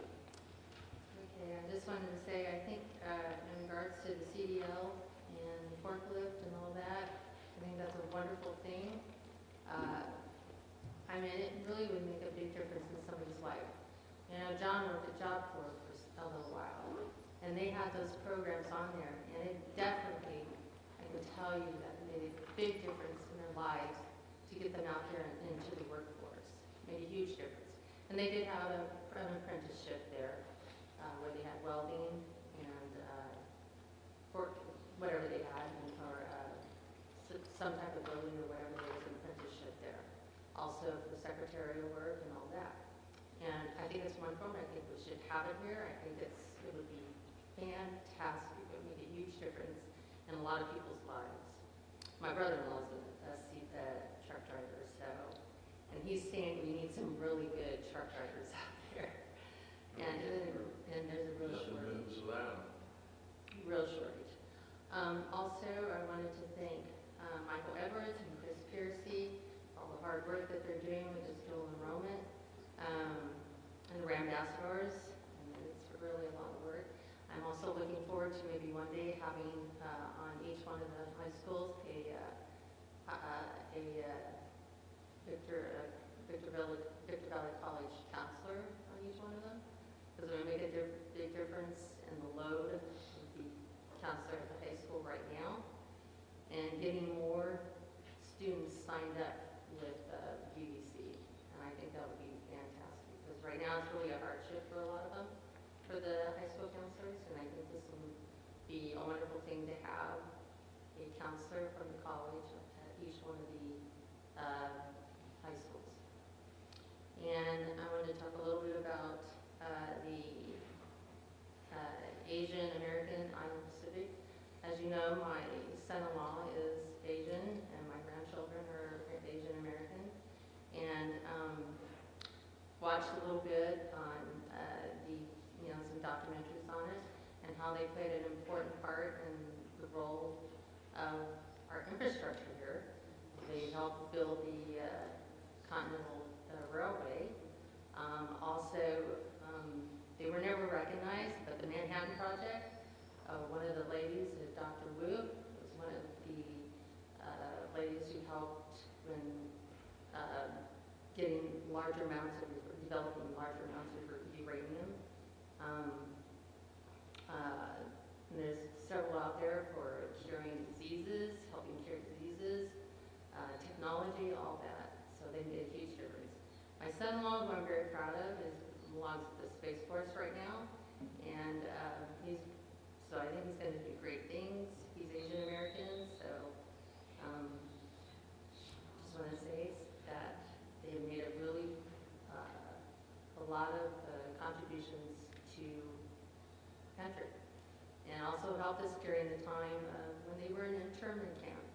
They even helped us win World War II, even after all the being put in, those camps, and also trying to help us win a war. So, anyways, that's all I have to say. Oh, one more thing. Forgot one more thing. Alani Kuntau. He didn't go here to VVC, but he was part of our community here. He went to Silverado, and he got drafted to the Atlanta Falcons, just to let you know. And he's a friend. Bless you. That's it. All right, thank you. Jen? Oh, ladies first. Well, you know you're gonna have a laundry list of schools and training. No, No, not this one. I'm almost tired. Okay, so only 3 this month. April 22nd, I attended the ACCJC Virtual Symposium Partners in Excellence, Equity, Equality, and Innovation Through Action. On the 29th, I did attend the One Book, One College. That was hosted by the ASB. I did read the book, Washington Black. It was a really great book and fun to be a part of that project. I think we should continue on next year, hint, hint. And then on May 10th, yesterday, I did go to the annual business meeting for the CCCT virtually. I have no idea. You can't see that. You know, they sent out the reminder, as I remember, it's been a long week, it wasn't like 7 o'clock in the morning, they were reminding everybody it was 8 o'clock. They hadn't said anything before about it. Yeah, they had sent a few Did they? before, yeah. Maybe I just didn't. Yeah. All right, bridge. Well, I just want to say that I think with the reopening of the college, I think that we've done a great job of getting people in, having people at a distance, coming back the best that we possibly can. I look forward to seeing the rest of the events and things go back a little bit back to normal. I just want to say a special thank you to each and every single employee at Pickett Valley College, whether you're classified or unclassified, or your faculty member, or whatever else it is.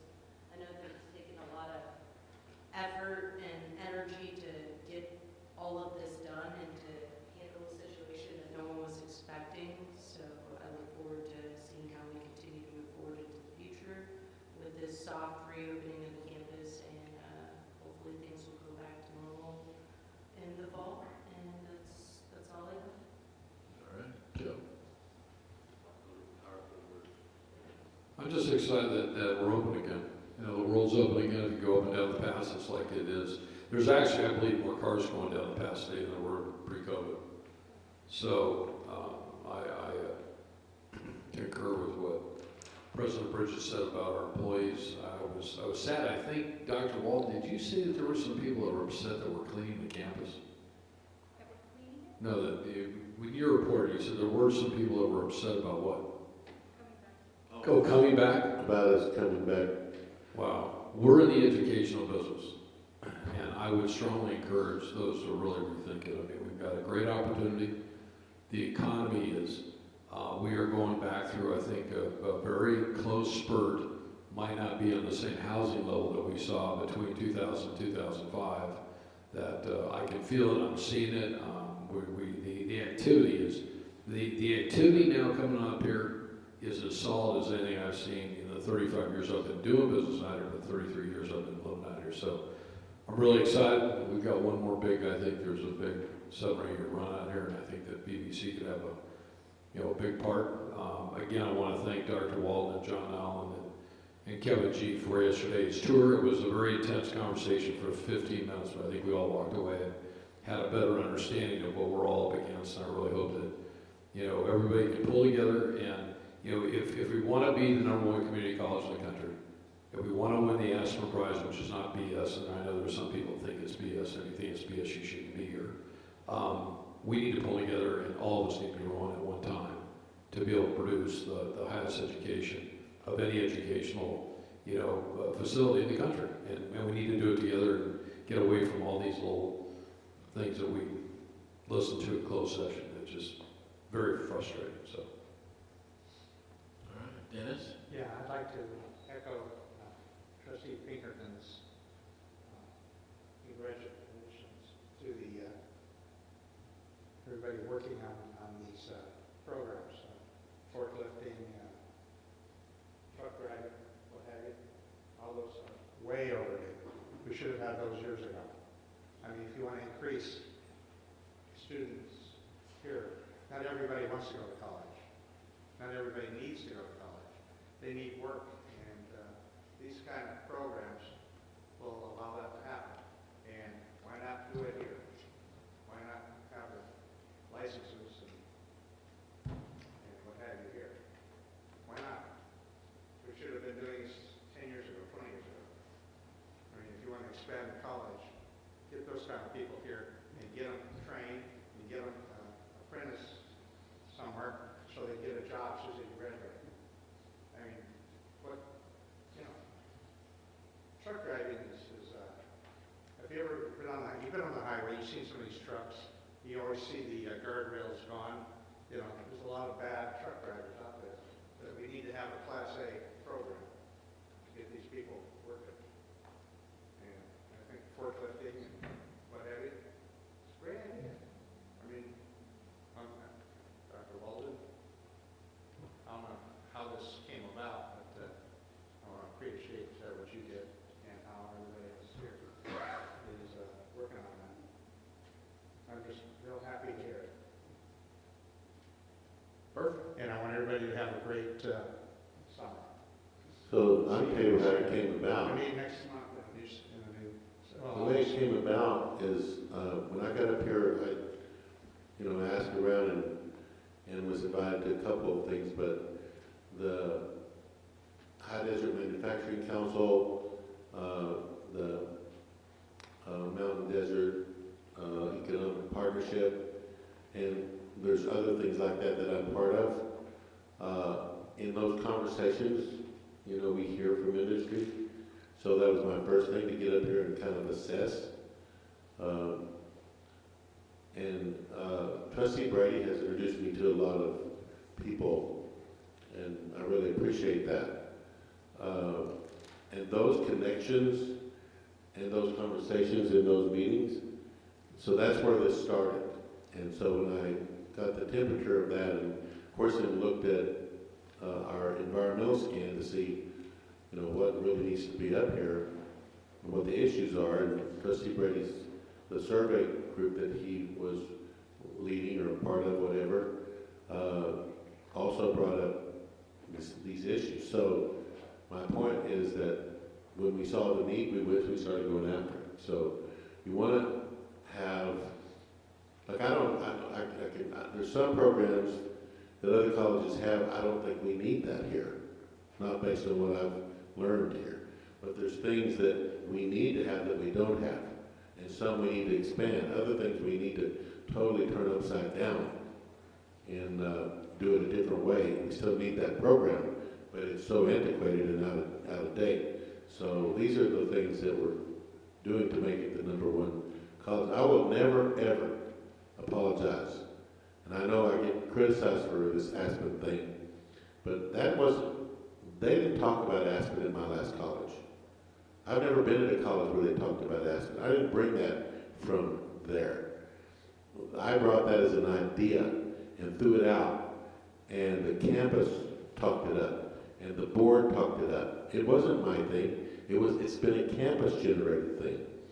The only vision that works is a collaborative vision, not an imported vision. A president doesn't show up and say, "Hey, folks, this is my vision, so this is now our vision." No. A president brings ideas, or brings people that have ideas, and those become conversations that bring out the brilliance of the campus. And this is what the campus cohesed, I'm not thinking of the right word, but we gathered around this idea and created the educational master plan. It wasn't my plan, it's the campus plan. And because we are going out, every time we say we are going out the Aspen Award, now we have to qualify it by saying we do it. We do it because we want to make the point that it's not about the award, it's about what's best for the students. But I am never, ever going to apologize for wanting to be the best and saying we should be the best, because our students deserve the best. Aspen's just a rallying cry. But I believe if you're the best, you'll be recognized for being the best. And that would be my point about that. Whether we ever get it or not, let's die trying. And don't ever apologize. And I know you're going to get a letter tonight that all of you got from someone from the campus who wouldn't share their name, that's basically saying the opposite of what I'm saying and criticizing you and me for this. But I have no apologies. I'm proud of this campus because this campus developed the Aspen vision, not Dan Walden. And I appreciate the board getting behind it, and the college council and the Senate and everybody else. And those documents passed without dissenting voices. So, because there's one or two laying off to the side, I don't know what they're thinking or if I knew who they were, I'd invite them into my office and I'd say, tell me about it. What's your issue? What's the problem? But they just write these letters and then they don't sign them because they're afraid of retaliation, which is ridiculous. I would never tolerate any retaliation because somebody spoke up. But that's where it came from. It came from the area, and we want to make the college the best. Dr. Walden, I will tell you, as we all stand with you, we stand with all of your, with all the leaders. I can't wait to read this letter. Kenley, I don't do well with cowards. If you got something to say it, but don't be a coward. And when you write a letter like that, and those are my words, so They can file a grievance against me for using the word coward, but, you know, I'm proud that this board is supporting the Aspen Award. You know, it's a tough thing to get, but with that award, forget the money. The money means absolutely nothing to me. What will happen is more employers will want to move here. People will get better jobs. They'll live in better houses. They'll drive better cars. And we'll have an impaction problem at Spring Valley Country Club and every other golf course for golf lessons on weekends, and nobody will have anything to complain about. Oh, well. Case closed. I agree with you. You don't apologize for making students better. I mean, what's that all about? Apologizing for making people better? I don't get it. Oh, Dennis, What did I miss? don't forget this letter says that any of us running for office next year, they won't vote for us. So that person must live in 3 districts because there are 3 of us that are up Yeah. for the office next year. So I guess that's one vote I won't get, huh? Yeah. One vote, I won't get. That happens. But there's no apologies for making students better. All right, I'll keep mine brief. I did already receive a copy of the letter that came to my office. I'm going to take a little different tone. I don't know if the letter is going to be shared with the public.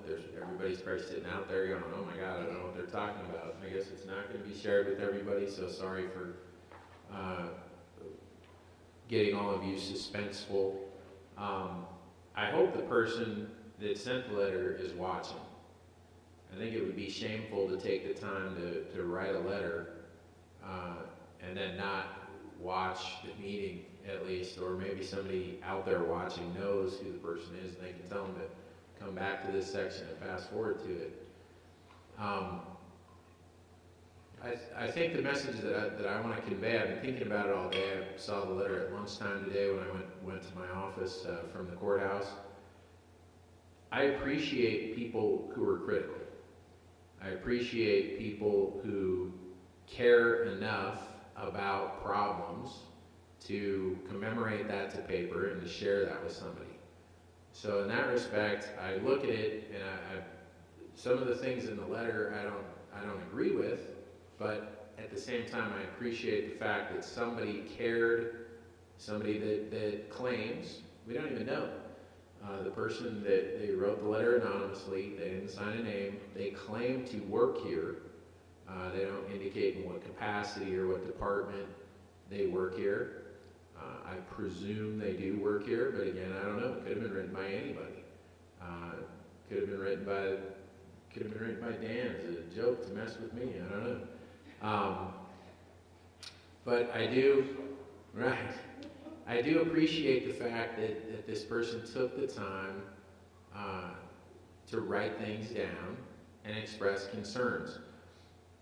The problem is the next step, though, for me, is that all it really does is create frustration. Because without knowing who the person is, without the person wanting to get on the phone and talk or sit down in person and talk, there's really no way to have dialogue. There's really no way to communicate, and there's really no way to maybe better explain some of the things that this person is critical of. I think Dan probably tipped the hand that one of the things that the letter writer was critical of is that people are always talking about this Aspen Award, and the person indicated, rightfully so in their letter, that we should be more concerned with the students and the staff and the faculty than we are with, quote, winning an award or winning a prize. I would like to talk to that person, and I'm sure Dan would like to talk to that person as well, because I think whoever this letter writer is missed the point that has been repeated many times, but obviously has not been repeated enough times. And that point is that going after the Aspen Award, it's kind of like the carrot, right? It gives us a goal, it gives us a direction, it gives us a standard to live up to. It's like saying, hey, I'm going to try to make the Mr. Olympia competition for 2022. Now everybody in this room would laugh and say, you fat old idiot, you're never going to be Mr. Olympia, right? But if I set my mind that I'm going to go for that and I'm going to try to make it,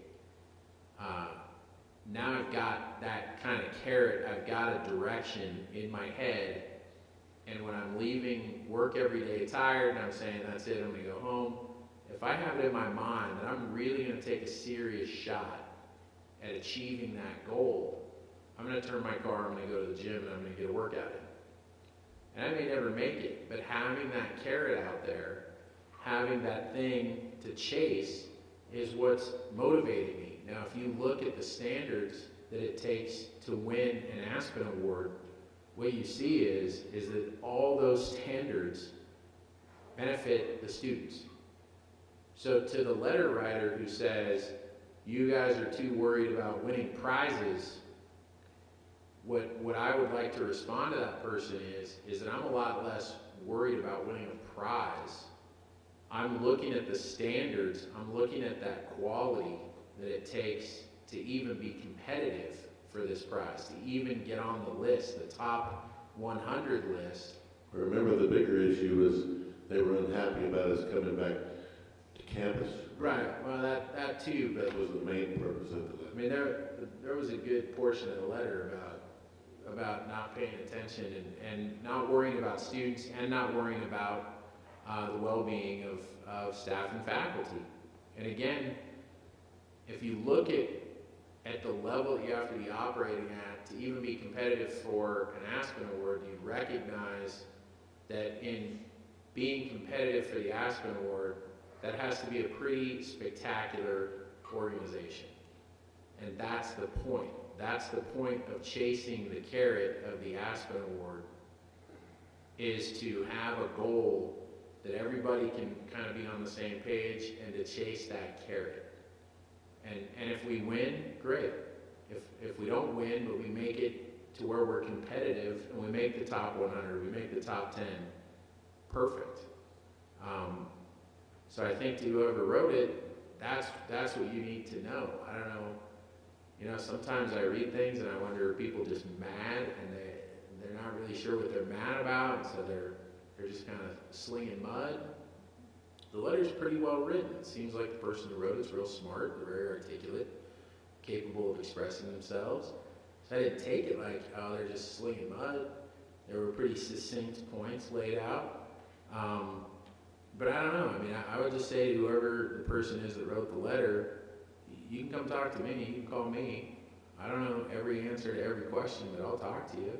And I'll tell you what I think, and I'll tell you why I support certain things and why I don't. I'm not sitting up here for any kind of glory or any kind of fame. I mean, what do we have tuned into the meeting tonight? 6 people, Tim. It's not like we're like the Real Housewives of Victorville sitting up here or something, where people actually want to watch the show.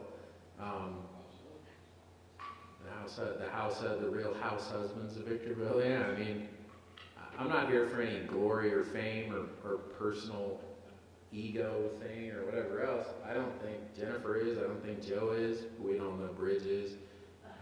We know Sharon's not. Dennis, no. You still got to vote on Bridge. We gotta vote. We're gonna vote her off the board so she In can June. get off to LSU.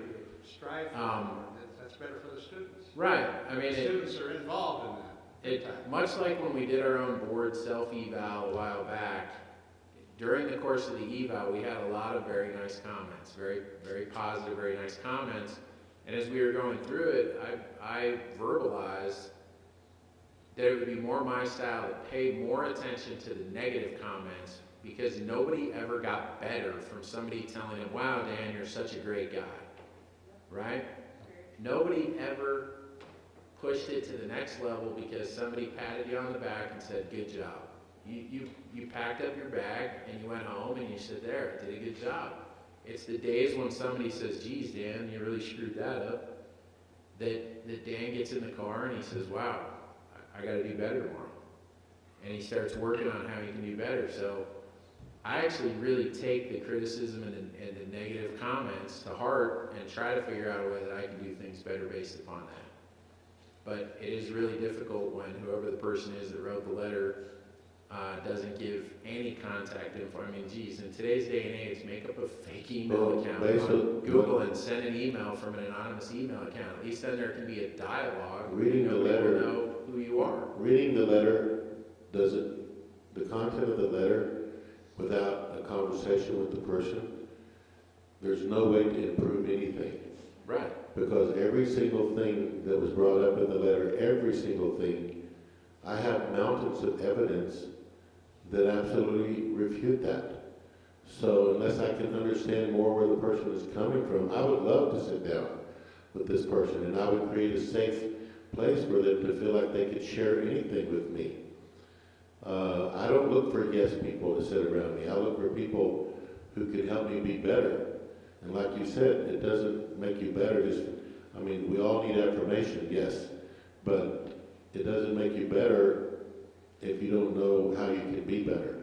And that letter doesn't say anything about how you can be better. It talks about how the low morale of the classified here is something that I have failed at when I am writing letters of appreciation to them on a regular basis. When we've done an entire week this week where I've spent the President's Excellence Fund, I've gone around and visited their offices. I've walked by, I've told them good to see them here. We've tried to create a safe environment for them to come back to. We've done the what? The coffee breaks that I'm doing with the classified. And every time people have been filling those slots, right, Gabby? And they fill the slots, and I don't hear anything like this. So I do know from the 360 survey that went out, that you guys were, it was my evaluation, it sounded like this person was the same person that put those negative comments in that. But we know that the surveys were overwhelmingly positive. Dr. Walden, if I could say this. So without a conversation, that letter doesn't make the world better. If I could help close the meeting and say this, I think we're validating this letter by giving it the attention. I agree with what everybody has said here, including President Wood. But I'm not interested in spending another 20 minutes validating somebody who doesn't put their name to it. So I write letters all the time. I'm proud to sign my name. I'd also like to say one thing. We got a great event on Saturday night coming up. A friend of mine called me 3 days ago and said, what day is that? I want to buy 4 tickets. I go, really? You're going to buy 4 tickets? I know Kirsten's out here. Kirsten, what's the ticket sales looking like for Saturday? Because, that's an outside event. And it's like the first time everybody can get outside, except on a golf course or somewhere, and socialize. I think it's exciting. And I know you didn't pitch it tonight, so I'm going to pitch it for you. But tickets are still available, right? They are. Good. And you just go, I did it on Sunday morning. It was really simple. So if I can do it, anybody can do it. Just go to the foundation, look, buy a ticket. And so that I like to, absolutely. That's all I got to do. Exactly. She wants to get a poll on what people think about this ugly stash and this thing so I can take it off by Sunday. I like it. Yeah. I think it looks Yeah. good. Yeah. Yeah. We're all gonna be there? We're going. So I didn't mean to, Dennis, are you going? No. He's going. See Kirsten after the show, Dennis. I can buy it. After the show, she'll take care of you. Yours There is you go. fine. So I did, back to the topic, I didn't mean for the letter thing to go so long, it just started rattling around in my brain, and I don't like. I know I thought you were like, I'm the jury member. I'm thinking, okay, they're convicted. Right, I don't like it, I just don't like a problem without a solution is and that's the issue, and the solution would be for the person to come forward and talk to Dan or talk to somebody and trust that, that any one of us will listen and talk. Dan was going to buy ice cream if we got out of here at 8:30. He wasn't. That's what he said. Did we wish that? He lies. That's what he said. He already bought 10 tons of ice cream. We missed so it. I see Art looking at his watch. Thank you, Art. I did attend one of those training seminars, and I can't remember which one I was at. It seems like it was forever ago.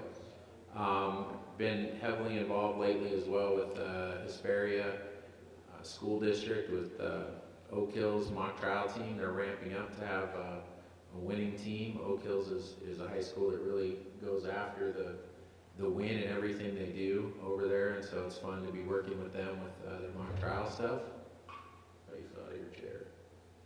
And I am looking forward to the event on Saturday night. I was going to plug that as well. So looking forward to that. Hopefully we have perfect weather, nice and warm, no wind. And now with that, I'll call for a motion to adjourn. Motion. Second. And all in favor, aye. Student advisory vote? No,